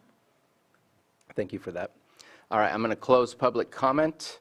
I do want to check in with County Council with the email that we received, just to check in with some of the questions that were asked about necessary items as part of the changes to the bylaws. I do agree, and I don't know if everyone else agrees, that it should be Municipal Advisory Council, not Municipal Area Council, just to stay with the same name. We'll check in with the board with that afterwards, but want to get to County Council and check in with Mr. Guantavano. Yes, thank you, Mr. Chair. So the only reference in the resolution, proposed resolution as currently drafted, the only reference made to Municipal Area Council that I found was on the first recital of that proposed resolution, and your board may choose to amend the that reference to state Municipal Advisory Council, along with any other of the amendments that your board has taken into consideration. Okay. There was nothing else on there that are legal, have legal ramifications or need changes? No. Okay. I just wanted to check in. I just want to thank County Council for reviewing this several times. There were a lot of drafts that went back and forth, and so a lot of work did go into this, and I really appreciate you, Lloyd. Yes, thank you very, very much, very much. So there is one other thing in here, just to make sure that we're clear. When it talks about the area, it talks about the, I guess it's always KAC. So as long as we switch it to not KAC based on our previous conversation, that should work. I just wanted to make sure it didn't talk about the Kelseyville area plan, the KAP, but I don't think it's on there. Let me do a quick search for it. Yeah, okay, so we're good. So at this moment, again, we're back here at the board level, looking to see who wants to offer a resolution and what changes I will we would be offer making. the resolution with the changes from Kelseyville area, is it council or committee? Council. Council, okay, that was the word. Change to Big Valley area, I'm sorry, Big Valley Advisory Council, Big Valley Advisory Council. Yep, BVAC. BVAC. And then within the document to change the Municipal Advisory Council, MAC. And should we change the title of, I know it's, at least it's on the agenda, it's not on the title or within the document, but to say that it's a District 4, District 5, or is that unnecessary for us to mention?